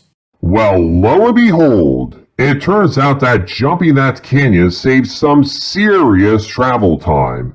For shortly afterwards, Derek arrives at the scene of Rothbart's attack. He calls for Odette as he investigates the carriage, which has been broken and overturned. As he turns around to survey the scene before him, we can see that Rothbart left quite a mess. Spears and shields are thrown haphazardly around. That might even be a dead horse on the left side of the screen, but we cannot say for sure. But right here, we see no other person alive or dead besides Derek in this shot. Oh, we'll revisit that observation, believe me. We certainly shall, my amphibious friend. Derek looks down and spies the swan pendant he had given to Odette when they were but tiny tots sitting in a puddle. He retrieves the precious trinket. The sounds of gasping can be heard, and Derek goes to investigate. Before we get to the source of the gasping, is it just me, or does the carriage become even more overturned? When Derek first arrives on the scene, the carriage is just sitting at an oblique angle, but it's still somewhat upright. This position would still enable an ease of access.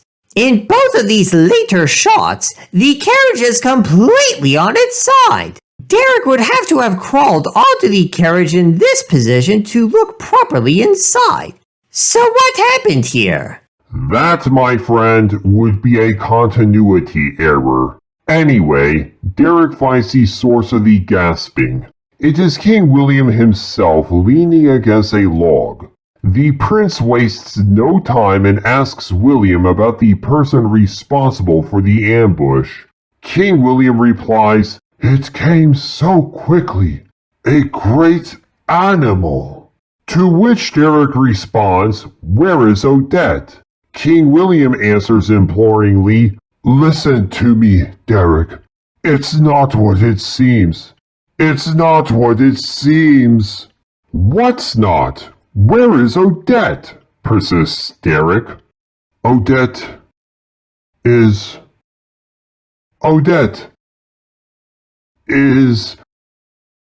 gone. The king gasps out as his final words before he dies. His final tears mix with the rain rather beautifully, though his tears do eventually freeze on his face while the rainwater continues flowing. I do believe the raindrops rolling off the king and prince were animated rather beautifully. It helps blend the characters into their backgrounds even more seamlessly. This scene is one of the highlights of the movie in terms of animation techniques as it applies to the raindrops. What I want to know is why didn't King William simply explain about Rothbart before his death? He saw Rothbart as a human prior to his transformation into the great animal. He couldn't be bothered to be straightforward with the prince and say, "Listen to me, Derek. We were attacked by a wizard who quickly transformed himself into a great animal. I believe it may be the wizard I banished about 20 years ago. His name is Rothbart, and he kidnapped my daughter. Be careful when dealing with him. He seems to be even more powerful than when I banished him all those years ago. Prove your courage, my son, and show Odette that you love her for more than just her outer beauty." That might have been a more impactful final message for the king. But no. The king had to give the prince a cryptic warning without revealing that the great animal is, in fact, an evil wizard. You do have to consider, Klingon, that William is a rather elderly man by this point, and Rothbart has dealt him his death blow. While plenty of people have died with their full faculties intact, I'm not surprised that King William wouldn't be thinking straight. He's in shock and possibly delirious. Also, Rothbard attacked them in the middle of a dark storm. King William did see a man before the great animal attacked, but it's possible he was unable to properly identify that man as Rothbard. Fair enough. Prince Derek, with his soul torn with sorrow, cries out, "Odette!" and collapses to the ground in grief. That's funny. We didn't see King William last time this frame was showing, but here we can see King William's body. Why wasn't King William showing up earlier when the scene was positioned thus? I shall state once again that this is likely a continuity error, but there may have been a storytelling reason for this continuity error at the same time. Richard Rich probably wanted to instill suspense into the audience with this scene. When Derek first arrives, you're meant to think that everyone is gone. Richard probably didn't want to spoil the fact that the king was still there until it was time to reveal his dying presence in that shot. Once the king had been revealed, it would be safe to incorporate him into the zoomed-out shot of this scene. That's a rather weak excuse, but it's the best one I think anyone could come up with. So, where did Odette go? I'm glad you asked, Speckles. To answer your question, the film moves on from this gloomy scene and fades over to the next part of the story. The camera pans through a lovely forest that contains some ruined structures. We reach a waterfall, and it is beautiful to behold. An old bridge spans the top of the waterfall. Through this bridge, we can faintly see a castle with the moon shining behind it. We zoom in a bit closer to the castle, and it seems to likewise be as abandoned as the structures around it.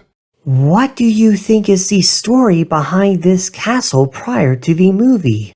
If there is anyone who truly knows the backstory of this place, it would be Richard Rich. But it's my theory that this castle represents the abandoned ruins of a kingdom that once thrived close to Chamberg. Perhaps a war broke out and destroyed this kingdom while leaving the castle intact, granting nature a chance to reclaim the land. Who knows? Perhaps this land was once a bigger kingdom, and this castle was the capital. But then several different districts, including Chamberg, broke away into their own nations. Whatever the case may be, this castle has been clearly forgotten by the historians of this land. Regardless of the forgotten history of this abandoned castle, it is soon made clear that Rothbard found this place and claimed it as his new base of operations in the years following his banishment. We now see Rothbard and a little old woman feeding breadcrumbs to a swan. And who, may I ask, is the old woman? Of all the sidekicks Rothbard could have found, why her? In the credits, she is simply listed as Hag and was voiced by Bess Hopper. She appears to be loosely based on the original Swan Lake story, in which Rothbard had a daughter who caused trouble for Odette. But the Rothbard in this movie doesn't have any children that we know of, so the Hag here is a questionable creative choice when it comes to sidekicks. The hag isn't actually Rothbard's sidekick, you know. As you'll see later, she mostly plays the role of a housemaid around the castle. After all, an enchanter like Rothbard can't be bothered to clean up the castle himself when he's too busy studying spell books. That is true, my love. But let's not forget that this hag was also quietly introduced during the narrator's opening sequence. She's been with Rothbard since the beginning of this movie. You're right, Klingon! She was an old woman when this movie started, and now she's roughly 20 years older. What is she now, in her 80s? Thinking like a villain here, but why on earth would Rothbard keep the hag around when she's about to kick the bucket? Wouldn't someone as evil as Rothbard just kill off his own janitor and pick a prettier model? And that's another thing that doesn't make sense. The guy is evil anyway. In that depraved state, he might as well go for a younger, prettier woman to do his house cleaning. And who would be willing to offer him some private personal companionship. Yes, we get the picture. We will also see later that the hag has a limited vocabulary and mostly just talks and grunts throughout the film. Maybe Rothbart wanted a sidekick that no one would miss. Maybe nobody liked the hag in the first place, so no one missed her when he claimed her for his janitor. Certainly, King William saw her as Rothbart's accomplice enough to personally banish her himself.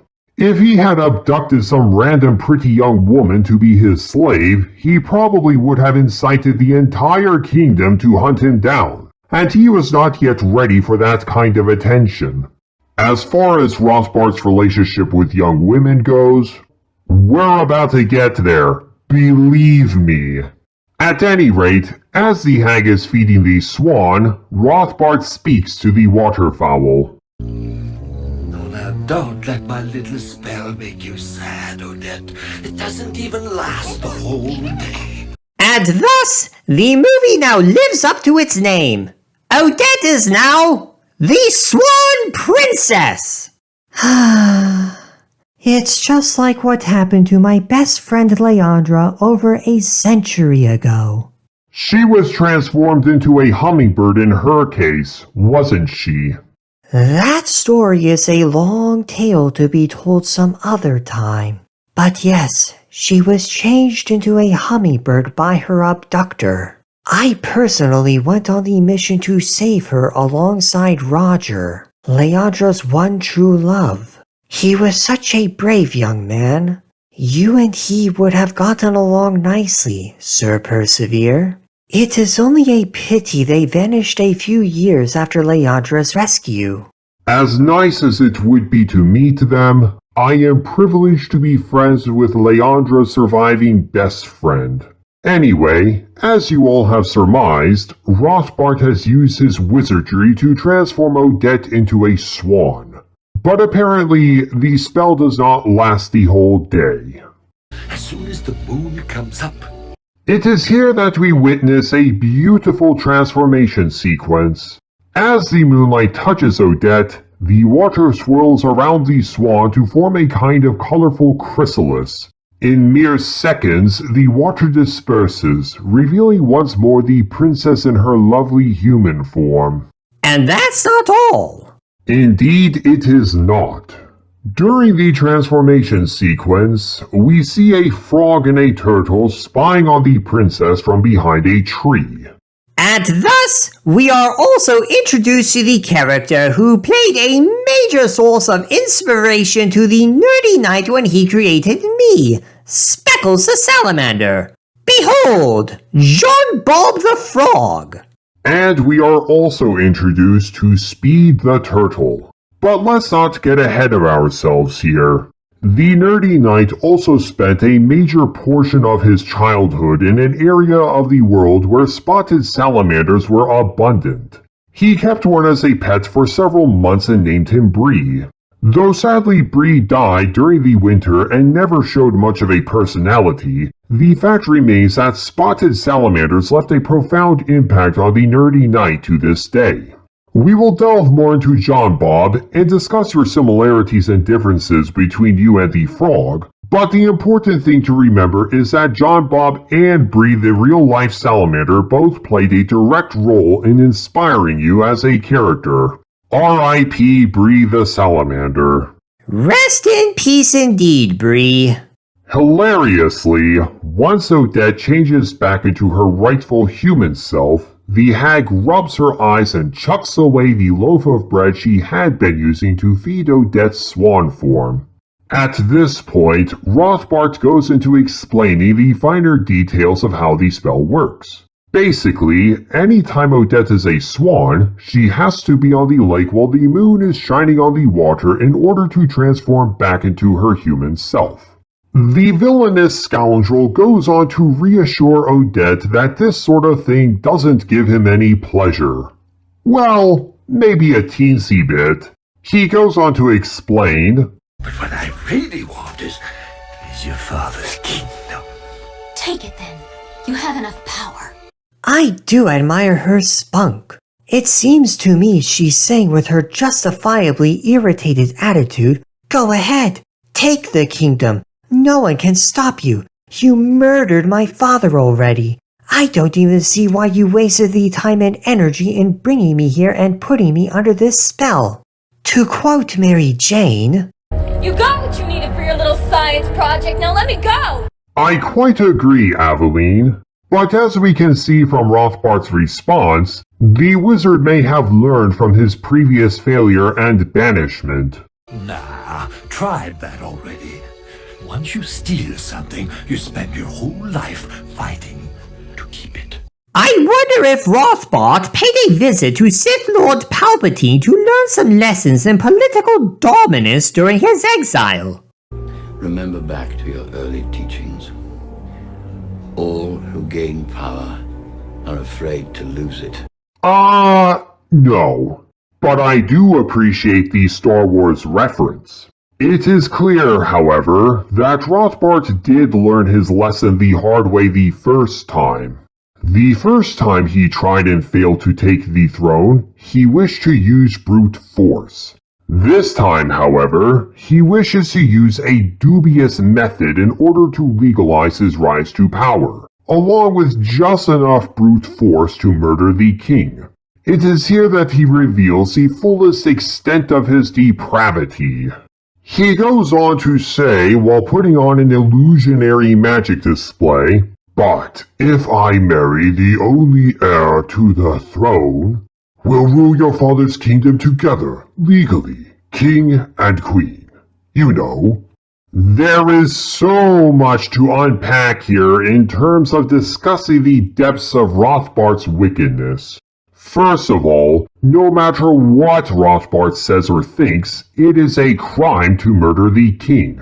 And with a king as beloved as William, I doubt that the people of that kingdom would take kindly to the king's murderer marrying William's daughter and ascending the throne.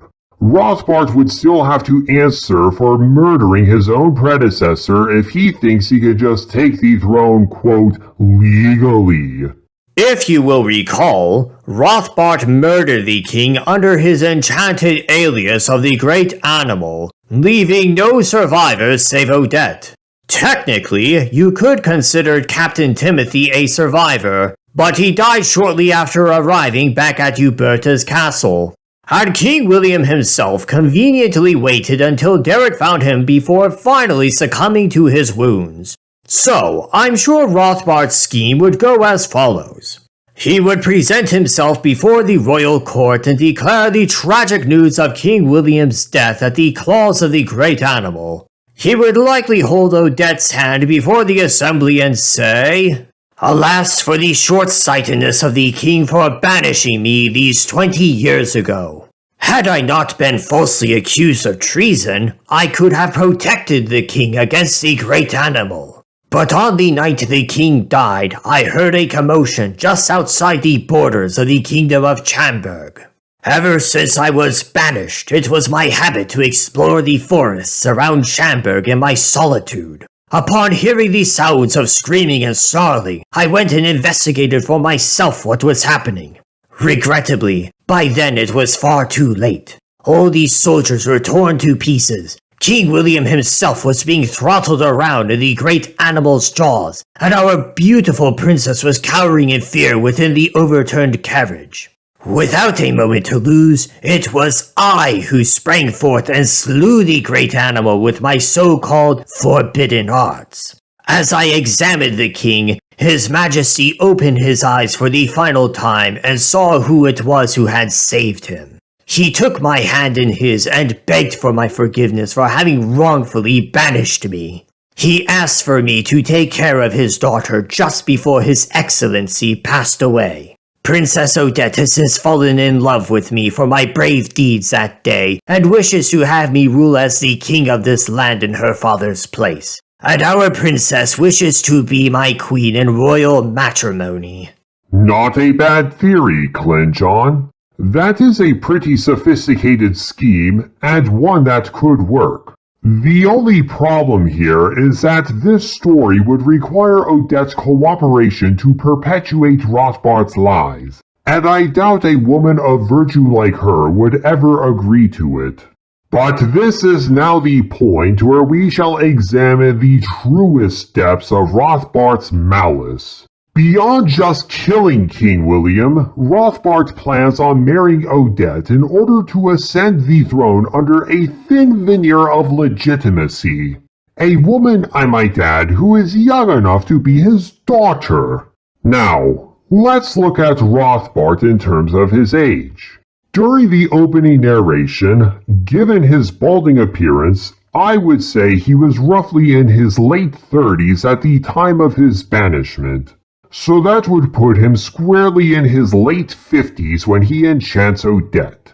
It seems that his forbidden arts have not granted him the power of immortality, or he probably would have reversed his aging and given himself a full head of hair by now. Given this trajectory, he has at best about another 20 to 30 years of life. He would be trapping poor Odette into a marriage where, by the time he died, she would be anywhere from her 40s to her 50s, with the best years of her life having been snatched from her by her father's murderer. Ah, you humans are picky when it comes to age gaps. After all, is not my own wife roughly a century older than me? And we are talking about two human adults here. Intergenerational marriages are a thing within your species. Okay, 1. You Tessahorns are immortal. I've heard rumors of one Tessahorn as old as 5,000 years of age finally retiring from his bachelor life and marrying a female who had barely reached 150, making their marriage one of the biggest age gaps between Tessahorns on record. When it comes to immortal creatures, age becomes a more irrelevant factor as long as consenting adults are involved. And 2, a man wanting to marry an adult woman young enough to be his daughter is really not ideal.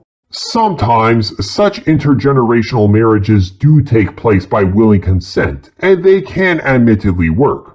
However, a young woman really ought to look for a man young enough and strong enough to be there for her throughout her life. And 3, how long has Rothbart been scheming to marry Odette? I imagine he had that plan in place when she was still a child. Maybe he was only thinking about her in terms of waiting for her to become a grown woman. I don't know how depraved he was in thinking about her over the years of her growing up, and I would rather not explore that line of thought. Regardless, this was a wicked plan he had in place, and one that is even now violating Odette's right to freely choose which man she will love and marry.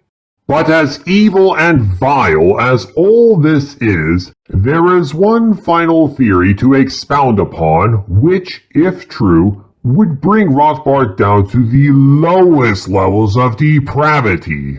Earlier, I stated that the film never reveals who Rothbart truly is in relationship to the king. Even now, I believe that Rothbart was simply a wizard who served King William until he became too ambitious and wanted to take the throne for himself using the forbidden arts. But then the question must be asked. Why did King William choose to banish the wizard instead of simply executing him? Kindness toward people in general could be a widely accepted excuse for banishing Rothbart. But is it possible that Rothbart is in fact King William's brother? What? Rothbart is King William's brother? How? Where does it say that in the movie? Well, might you ask that question, Speckles? Truth be told, it is never mentioned in the movie itself. The theory is proposed by the bonus features in the Swan Princess 1994 DVD. These special features are what you might expect. You've got some sing-alongs. There's a point-and-click game to help Odette choose her wedding dress. There's even a point-and-click game to practice some math with Derek as he's honing his archery skills. Nothing to write home about. Of course, with the primary intended audience being children, these interactive features are basically meant for children. As an adult fan of the Swan Princess, I'm more interested in the story and animation themselves rather than the simplistic point-and-click side features for kids to play. But then you come across Odette's Book of Wonderful Friends. And that, my friend Speckles, is where you stumble across this particularly scandalous breadcrumb of information which spawns the theory regarding Rothbart being King William's brother if you dig deep enough.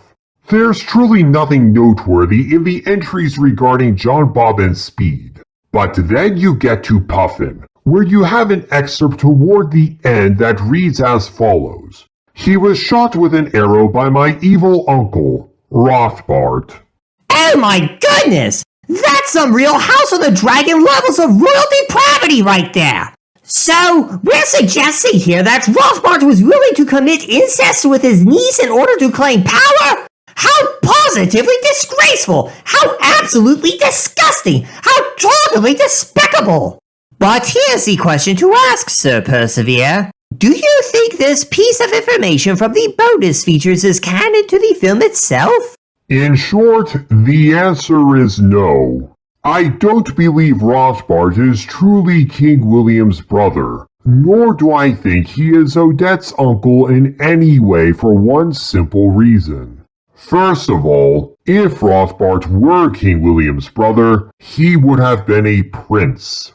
As such, Prince Rothbart would have been in the line of succession should anything happen to King William and his heirs. He could wield his considerable political power behind the scenes in order to quietly mastermind both King William's and Odette's assassinations and then take the throne via birthright claims.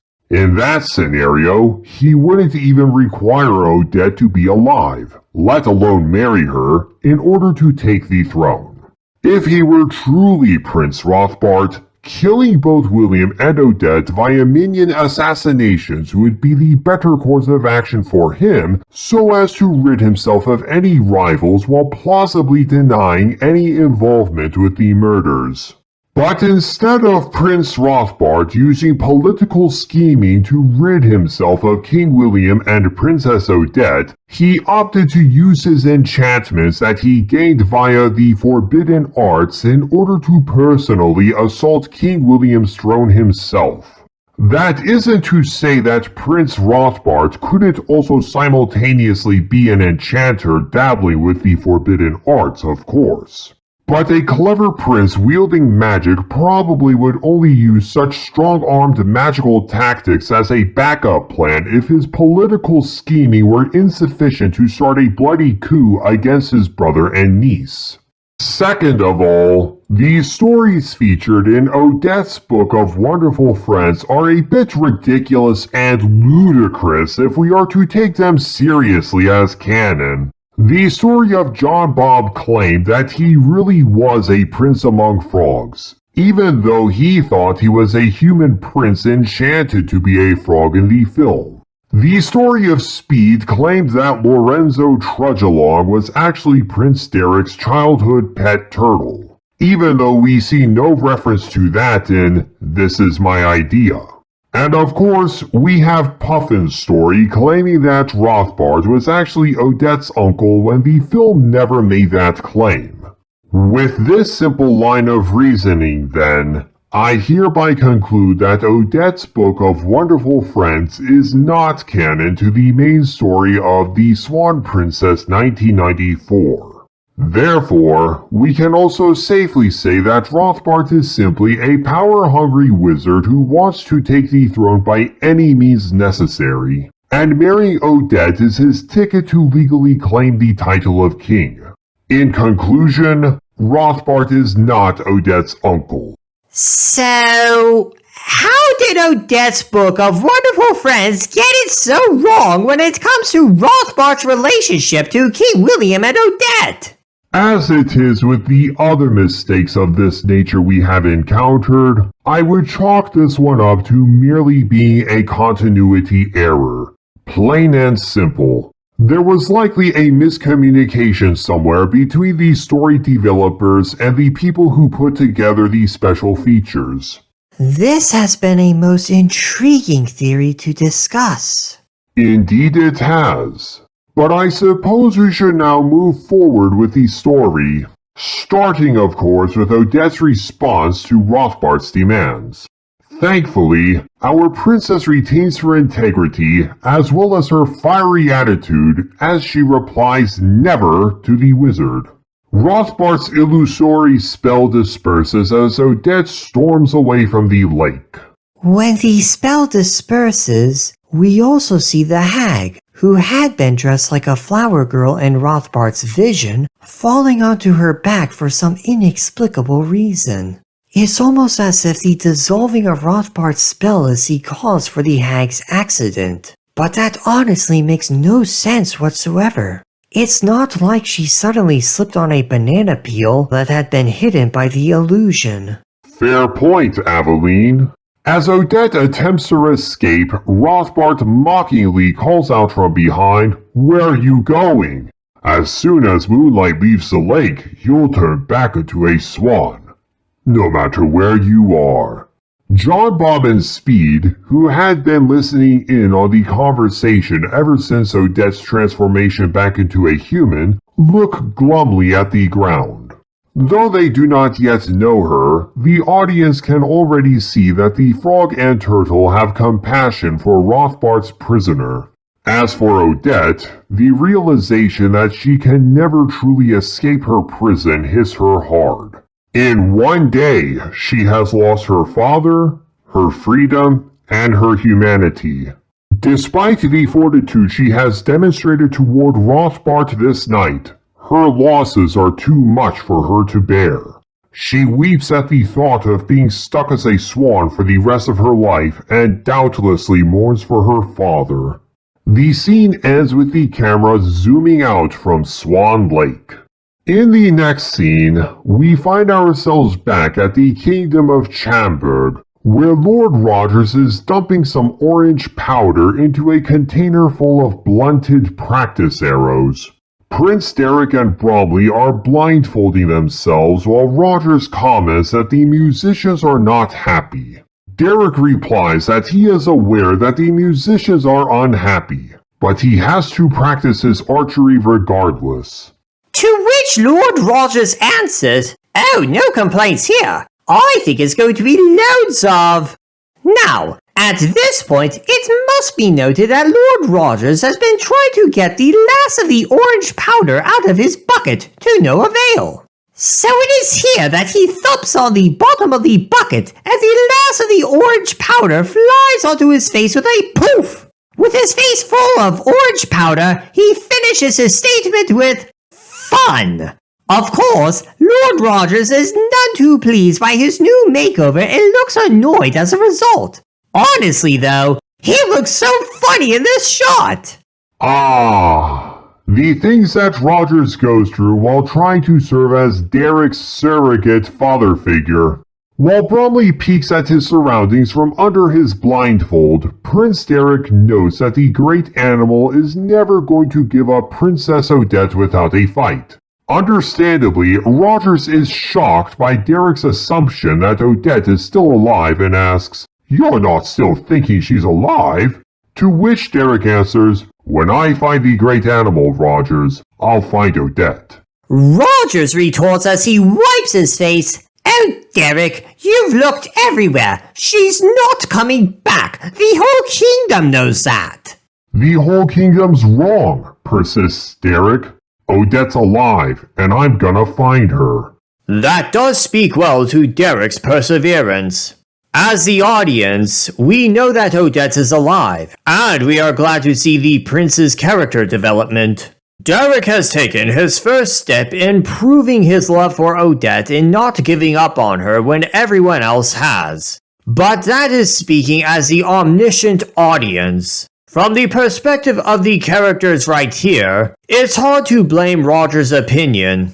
After all, what wild beast would kill everyone in King William's entourage but spare Odette alive? It has to take a special kind of perseverance to not give up on your lady love when everyone else logically thinks she has been devoured. Excellent observation, Clint John. Based on this conversation, I would say perhaps a fortnight has passed since Odette went missing. A fortnight would have been enough time to scour the kingdom of Chamberg in hopes of finding the missing princess with the aid of a search party. But it's also possible that they limited their search to only within the borders of Chamberg. After all, no description was given of the great animal. At this point, they might have thought it could have been something like a massive wolf or bear or even a great cat. My point is, neither Captain Timothy nor the king described the great animal as having wings, only mentioning that the animal was great. So when Derek and his men searched, they were likely thinking in terms of an animal that could not fly, and therefore, such an animal would not cover as much ground as quickly as a flying creature. So they probably only limited their search to inside Chamberg and not outside to a neighboring nation, and certainly not even thinking to seek out the historically abandoned Swan Lake Castle, which also presumably lay outside Chamberg's borders. I make this argument because the passage of time from this point forward is a little muddled, particularly when it comes to the phases of the moon and how they tie into Odette's enchantment. But I would say that a fortnight would have been enough time for Derek to be searching the kingdom with a hunting party and turning up negative. In continuing with the story, Derek asks Bromley if he's ready to practice his archery skills. Hilariously, Roger sticks his face abruptly in front of Bromley's and reprimands his behavior with a snappy, "No peeking!" Bromley lets the blindfold snap painfully back onto his eyes and springs to attention. As can be seen in this shot, Rogers is also holding a string which will be used to tear the blindfolds quickly from Derek and Bromley when the time is right. Rogers then turns to the nearby pavilion and declares, Animals, assemble!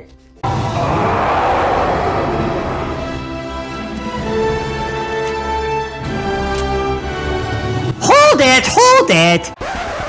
He said animals assemble, not Avengers assemble! Now go and clean up New York City! Heaven knows they need you heroes over there now more than ever! Nicely put, Speckles. In response to Roger's command, the musicians emerge from the pavilion.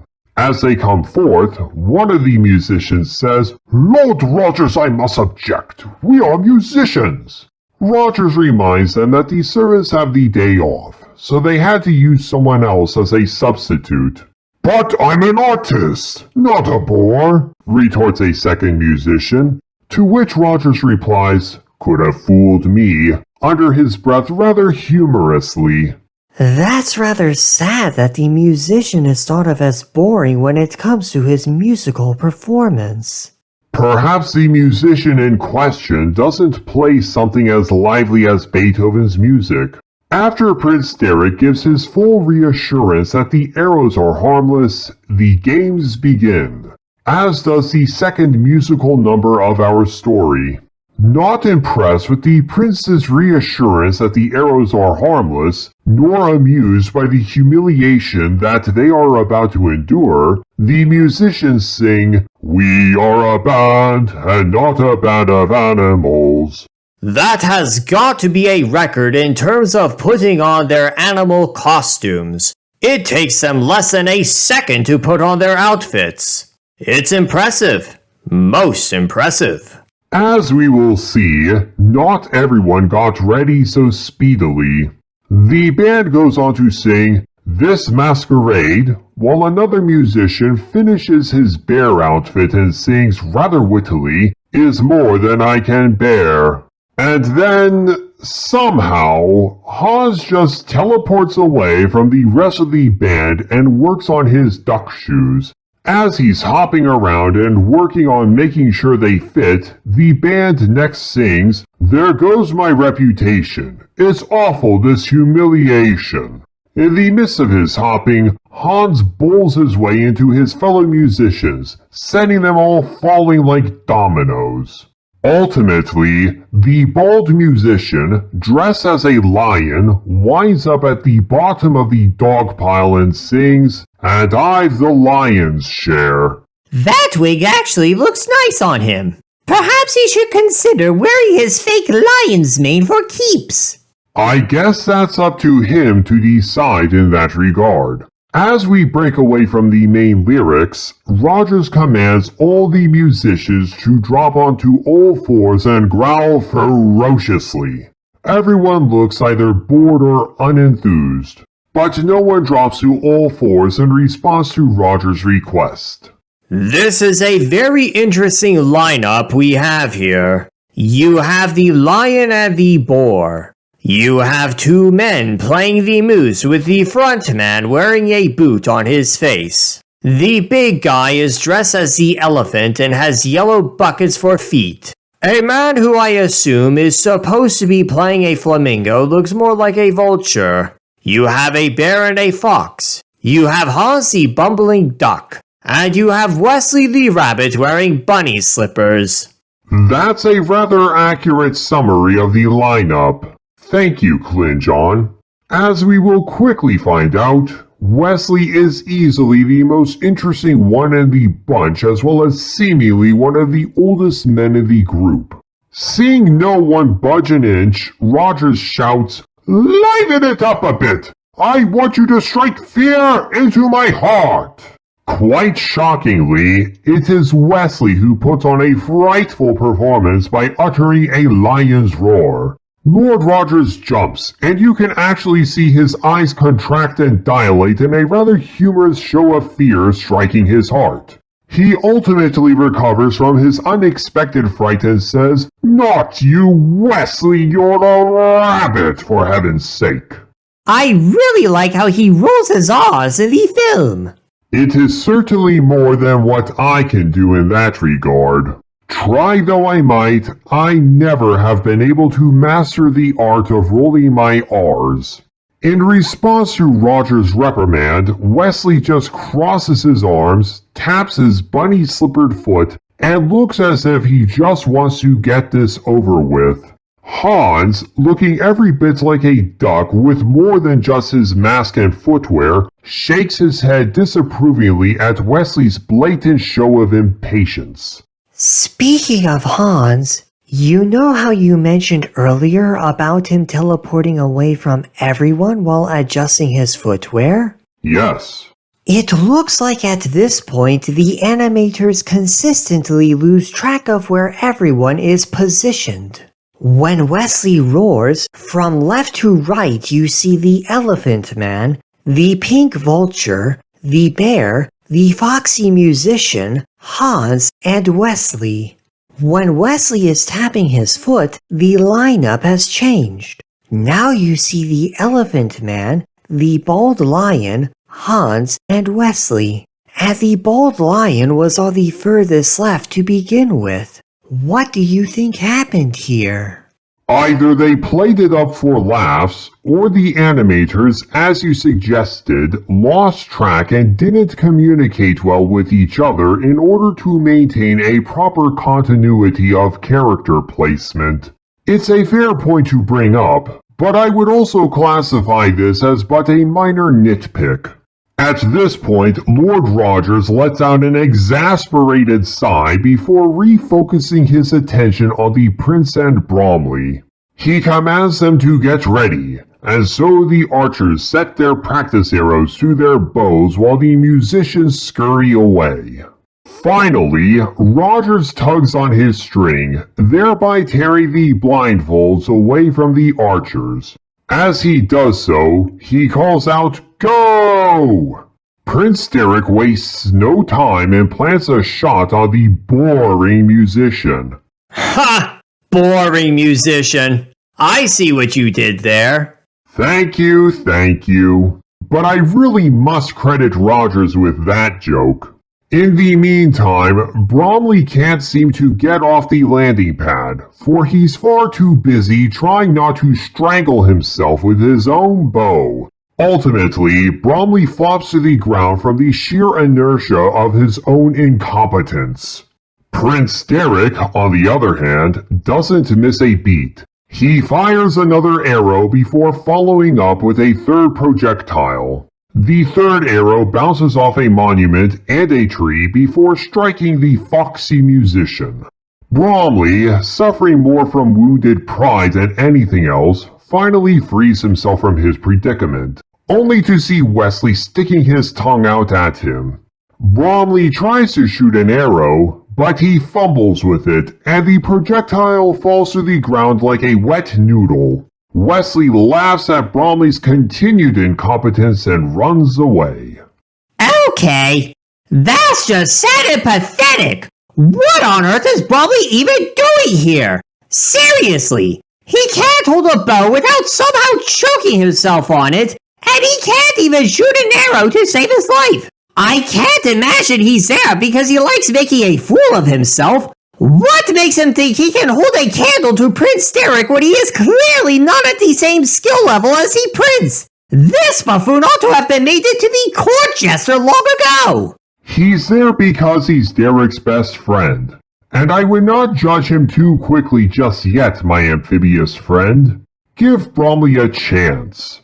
Don't judge him too quickly? We've already seen him cheating in chess. And now he's revealed as an incapable archer. How many more chances should we give him? According to Jesus our Savior, it would be 70 times 7. Very well. Carry on, Sir Persevere. Thank you. As Bromley goes off chasing Wesley into the background, Derek fires an arrow toward the audience. It is revealed that the prince was shooting toward the foxy musician, the elephant man, and the bear, who are all standing behind a hedge. As the three of them take cover behind the bush, the foxy musician calls out, "Duck!" Even as the three musicians hide from the camera, Hans hilariously pokes out his head from behind that same bush and asks, "Yes?" before getting plastered in the face by Derek's arrow. Right. Because Hans is also playing the duck. Nice play on words. I think it's pretty funny. We go back to our intrepid Bromley, who is courageously chasing down the little old geezer in a bunny suit. Lo and behold, we spy Wesley standing on a railing and waving at the young buffoon while holding a stick. Bromley takes aim and fires his arrow. Huh. He actually fired the arrow with fairly good form this time. I'm impressed. Wait for it, Klingon. Unfortunately, Speckles is correct. Wesley is able to bat away the arrow, causing it to perfectly retrace its path and plaster Bromley in the face. Ha! Bromley now looks like he's auditioning for the part of Sonic the Hedgehog. Boy, he looks like the frumpy version of Ugly Sonic.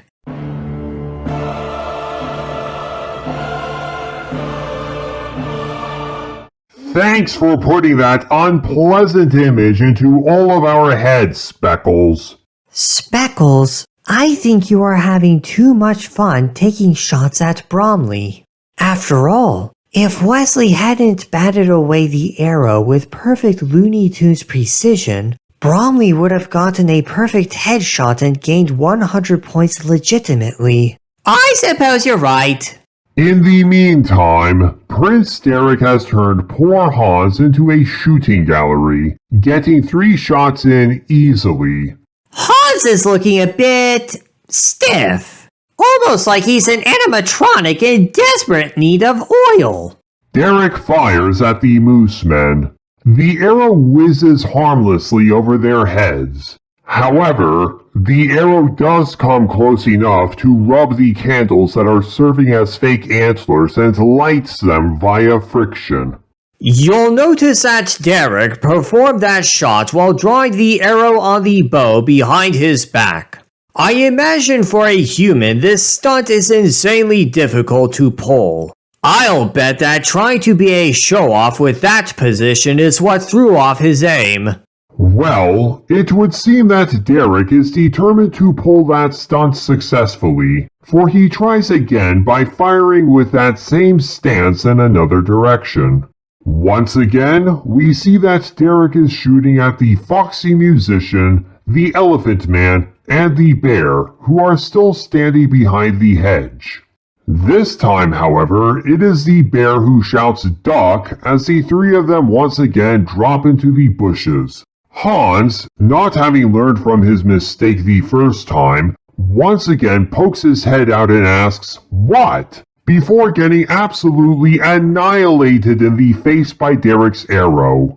Now the camera cuts over to the posh lords, ladies, and nobles who are having tea with the Queen Uberta on this fine sunny day. All in sync with each other, they continue the song where the musicians left off. Day after day, all the prince ever does is practice, practice, practice. We zoom in on a couple of tables before finally panning over to Queen Uberta herself. Look at the noble sitting directly across from the queen. While she's sitting there nonchalantly, the noble looks nervous, as if he expects her to order his execution at any moment.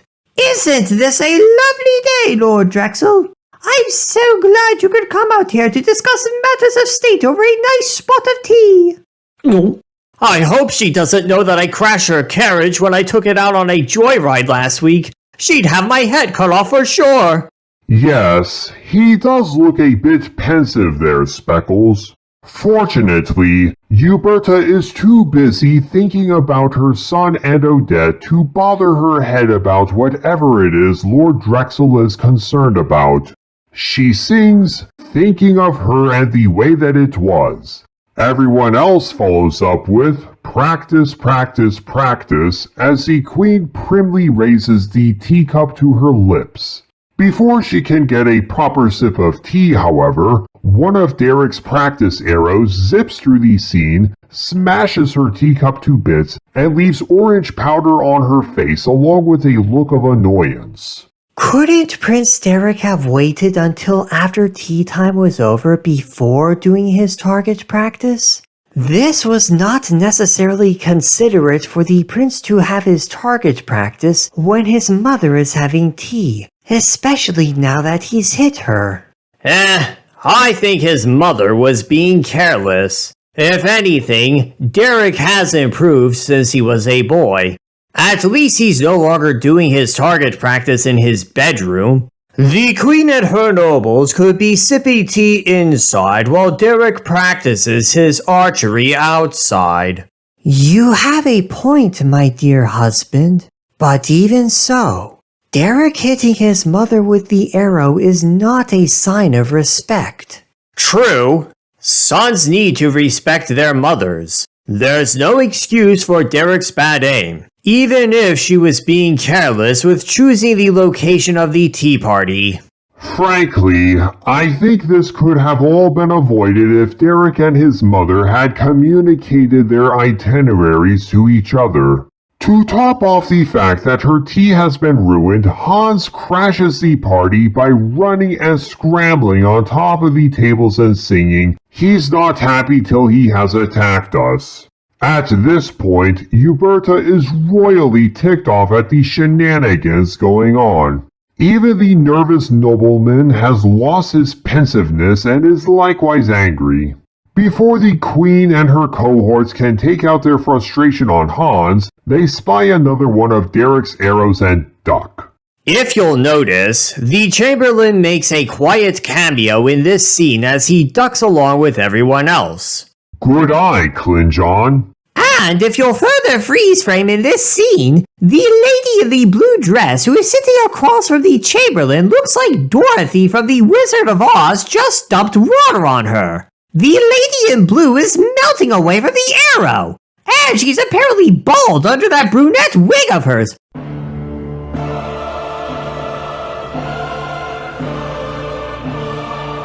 Oh, what a world! Freeze frames are so fun to discuss when it comes to animation. From behind a skinny tree, the vulture flamingo, the mooseman, the foxy musician, the bald lion, and the boring musician take a look to see if the coast is clear. In the meantime, you can see the nobles and ladies in the background having their tea time, seemingly unshaken by the earlier arrows that were chasing Hans and crashing their party. We cut back to Prince Derek, who has fitted 5 arrows to his bow. He lets them all loose. All 5 arrows without exception hit the men who were peeking from behind the skinny tree.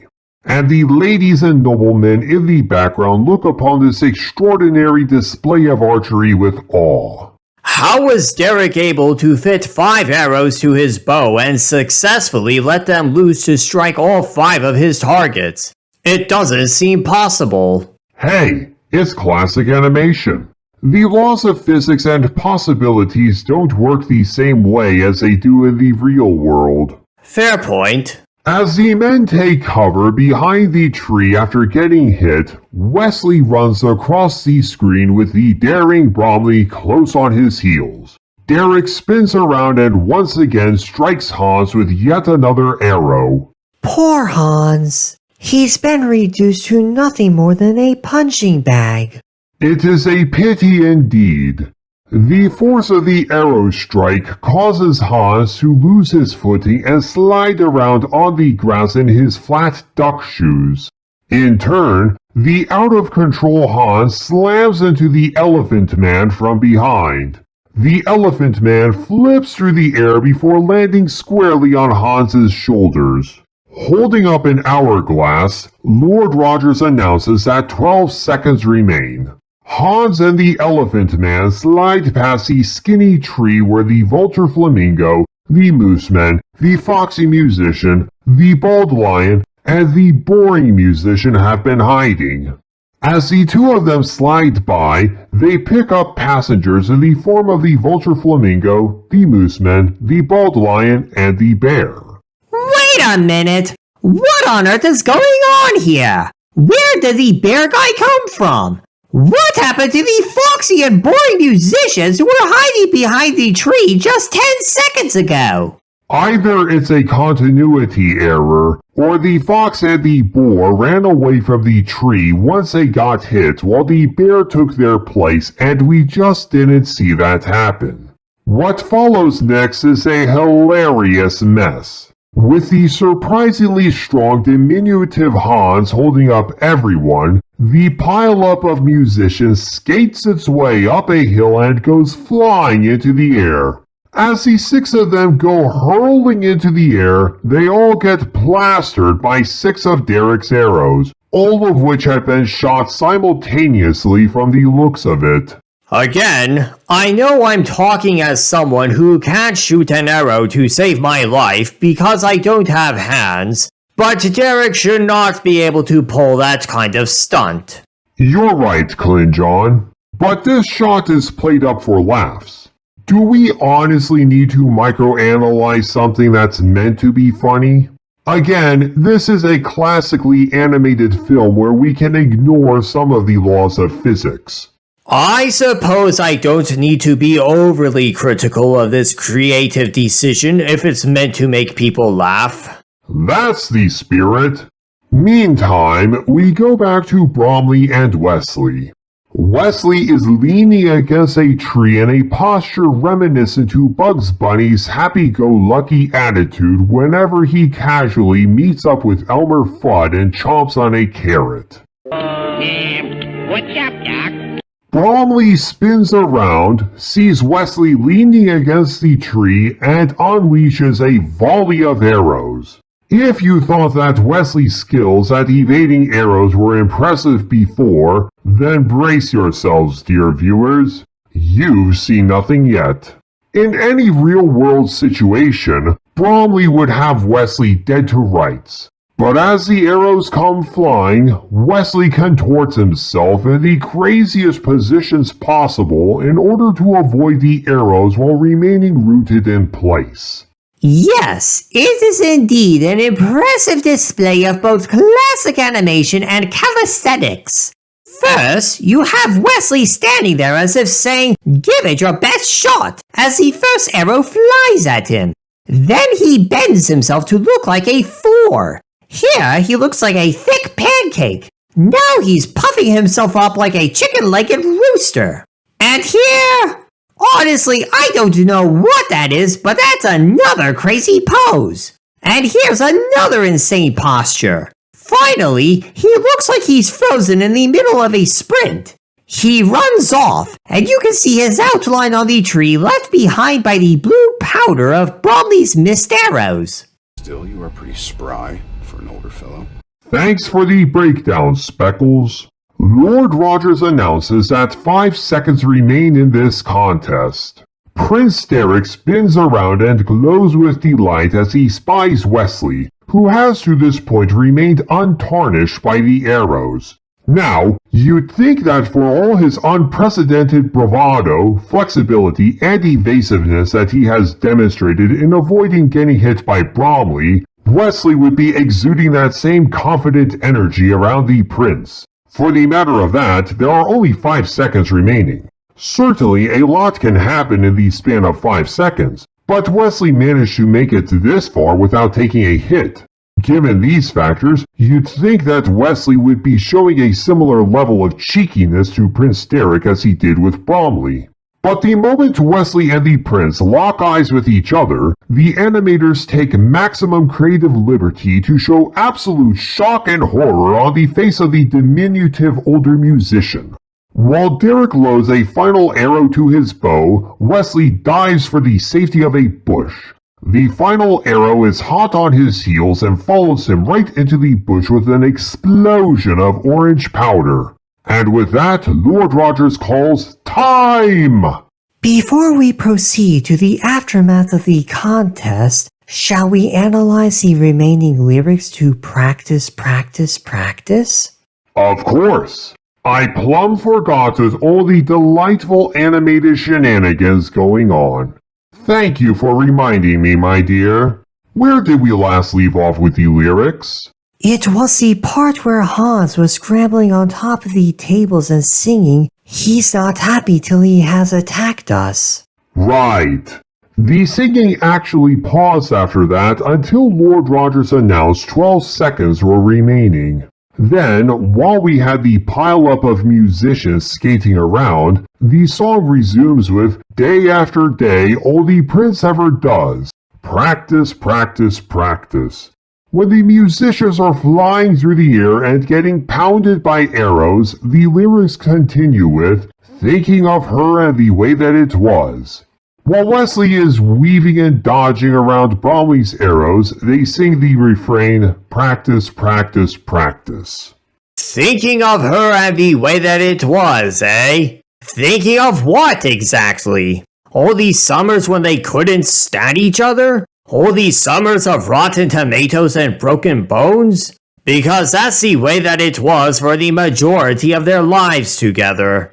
That's not entirely fair, Clint John. You forget, Bromley was able to sense that Derek was starting to like her when they were teenagers and playing cards. Plus, the period of transition from child to adult can result in a wide range of changing emotions. But above all, I think Derek does indeed see more to Odette than just her outer beauty, and in fact always did.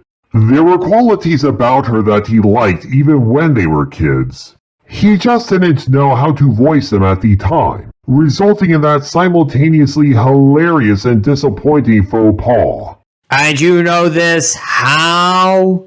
It's an educated hunch based on how the whole movie turns out from start to finish. Fair enough. We move on to hearing the musicians voice their own complaints in the final 2 lines of the lyrics. If we had refused, he would have sacked us. So we face a life of target practice, practice, practice, practice. The song ends with the background lords and ladies stopping their singing and going back to their tea. And that's the part when Lord Rogers calls out time. Rogers then follows up the contest by commanding the makeshift animals to assemble for tallying up the points. Poor Hans falls to the ground, absolutely wasted by the barrage of arrows he received. As Rogers moves on to the next animal, Prince Derek wipes Hans's head and suggests that he take a few days off. Rogers stands before the Moose Men and counts up 32 points. He mentions that the prince scored 10 7-pointers and 14 3-pointers. We can see the Elephant Man, like Hans, was similarly plastered as Rogers turns to Derek and announces that he had earned a total of 298 points. Well done, Derek. While Rogers is busy tallying up the prince's points, unbeknownst to everyone, Bromley has taken it upon himself to cheat once again. With a sinister smirk, Bromley pats Wesley on both shoulders from behind with his arrow, leaving blue marks behind. Wesley spins around and gives Bromley a suspicious look. Bromley plays innocent by whistling. Wesley looks forward again with a bit of a dumbfounded look. He's not even looking at his shoulders to see what happened. He already suspects Bromley is up to something, so why not just satisfy his own curiosity and alert Rogers to the cheat? I wish I knew, but the cheating doesn't end there. Down comes the arrow and lands squarely on the top of Wesley's head with a bang. Wesley once again treats Bromley with an icy cold glare. Ah, but no one can give as icy cold of a glare as you, my dear wife. Clint, John! But of all the icy glares in the world, there is none who can match your beauty. Aw, you're so sweet. I'll take it from here, my love-struck Tessahorn friends. It is at this moment that Rogers turns his attention to Bromley. The musicians are all covered in Derek's orange arrow marks, but not one blue mark from Bromley can be seen on any of the hapless men. Now, Bromley, let's see, for you, 0 and 0 and nothing and nil and zip. Ouch! What an indictment against Bromley! And look at him coolly shrug as if he didn't care about what Rogers has to say about his work ethic. I mean, I know that Bromley at least put in a good effort to try to hit Wesley, but in the end, aside from his cheating just now, he scored no legitimate points. Yes, the cheating. We're about to address that right now. Finally, Rogers marches toward Wesley while announcing with dramatic flair, "And last, but not least, the elusive 100-point White Rabbit." Immediately after making this announcement, Rogers lets his feathered pen flip through the air several times with a look of shock upon his face. Prompted by Rogers' surprised expression, Wesley finally goes ahead and looks at his shoulders, discovering for himself the blue marks that Bromley placed upon him when he thumped him on the head and shoulders. Of course, like any good cheater, Bromley gloats, "I believe that's 300, Rogers." With an exaggerated air of graciousness, Derek congratulates Bromley and declares, "Good shooting, Brom." Well, write it down. 300 to 298. Humble, isn't he? Nobody likes an arrogant cheater. There is no need to get riled up, my friends. This situation is about to be rectified. Derek, still exuding an air of graciousness, follows up with, "Oh, but wait just a moment, Rogers." The prince then motions for Wesley to turn around. He lifts Wesley's bunny tail, revealing an orange mark on the seat of his breeches, which of course brings Derek's score up to 398 against Bromley's cheated 300. "Sorry, Brom," the prince chuckles. Rogers treats Bromley to a cheesy smile as if to say, "You were saying, Bromley?" Laughing off his humiliation, Bromley goes to the prince and admits, "You're a great marksman, Derek, one of the best. But it takes more than good aim. It takes courage. That's my forte." Rogers looks up from the score sheet with a look of annoyance, for he simply cannot stand this idle bragging from Bromley. He approaches the young men and calls Bromley's bluff. Well then, how about a quick round of catch and fire? Catch and fire? You mean me? You're the only one with enough courage. And then Bromley shakes his head and looks as if he's thinking to himself, me and my big mouth. As well as you might, Bromley. You know, maybe this is Roger's way of instilling discipline into the young man after the cheating stunt he pulled off. Quite possibly, Speckles. We jump forward what was likely about 15 minutes. Rogers has been outfitting Bromley with a suit of armor and is busy tying an apple to the top of his head. Are you sure you're all right? Asks Rogers. Fine, I'm fine, answers Bromley in a not-so-convincing display of confidence. Then, with a rapid, angry motion, Roger squeezes the string tightly around Bromley's head. And I'm quite happy to say, dear viewers, that Bromley's head became 2 sizes smaller that day. Nice Grinch reference. Thank you, Aveline. Unfortunately, Bromley's head not only became smaller with the tightened string, but now he's having trouble breathing. Too tight, protests the hapless Bromley. Rogers goes ahead and loosens the string a bit, restoring Bromley's head to its former state, as well as his breathing. Whoops, so sorry, replies Rogers. He says he's sorry, but that sinister smile of his tells me otherwise. I agree. I think Rogers had too much fun shrinking Bromley's head and cutting off his oxygen. You are both correct in your observations. I believe Rogers has too much fun tormenting Bromley whenever he has the chance. From over the distance, Derek asks, "Ready?" All that poor Bromley can do is stand there and stutter repeatedly.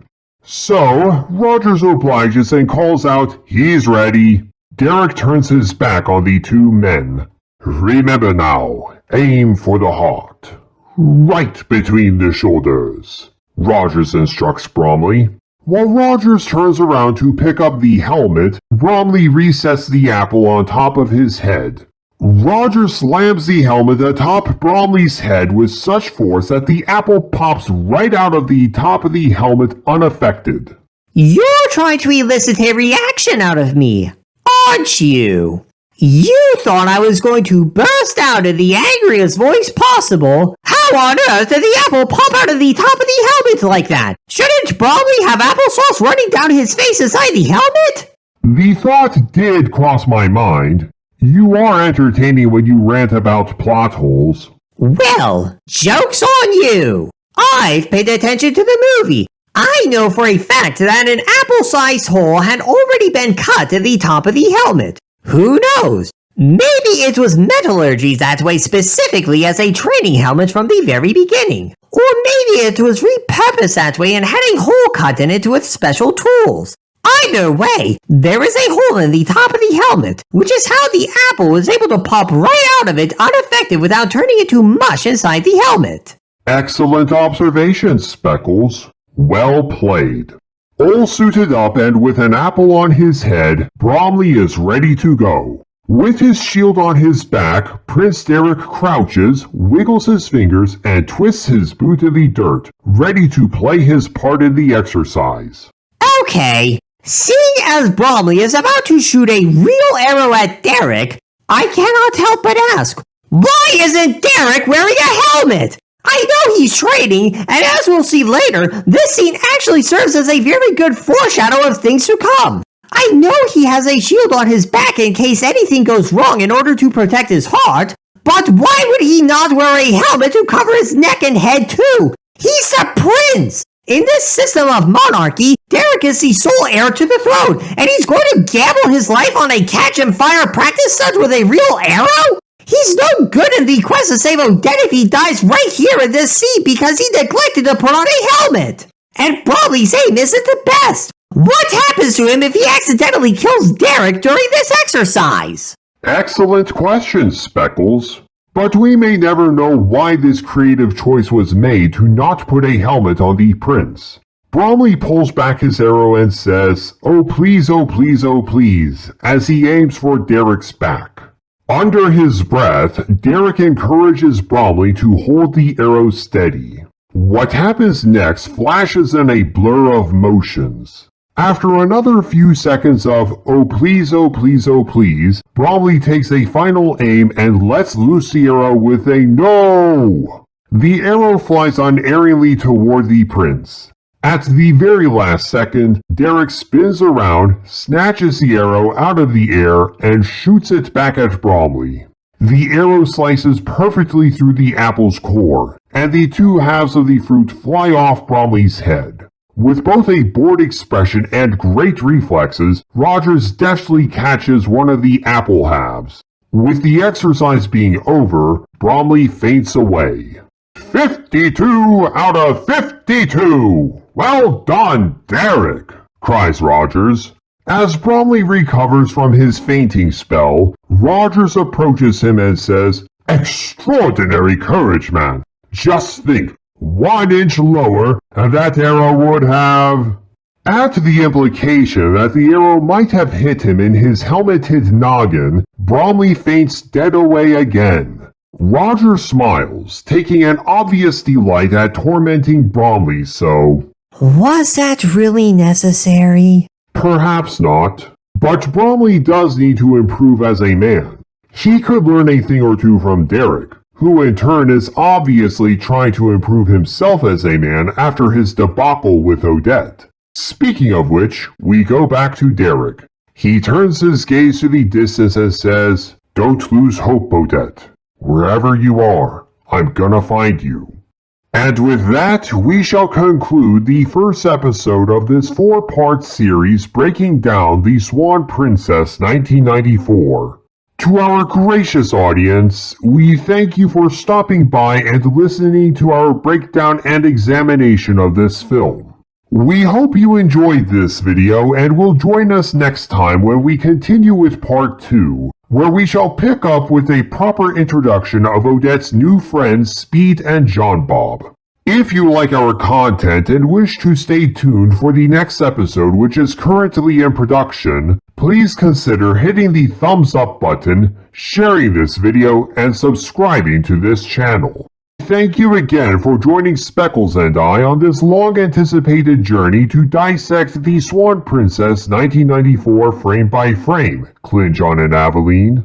It is my absolute pleasure, Sir Persevere. Thank you for having us come along. I look forward to seeing Derek grow into a more mature man as he prepares himself to rescue Odette. And you know me, good sir. I always enjoy the prospect of engaging in intellectual conversations surrounding pop culture, especially when it comes to our favorite films. And I always enjoy having you as my partner in my pop culture crusade, Speckles. Now, my friends, go forth, be gracious to everyone, and may God bless you.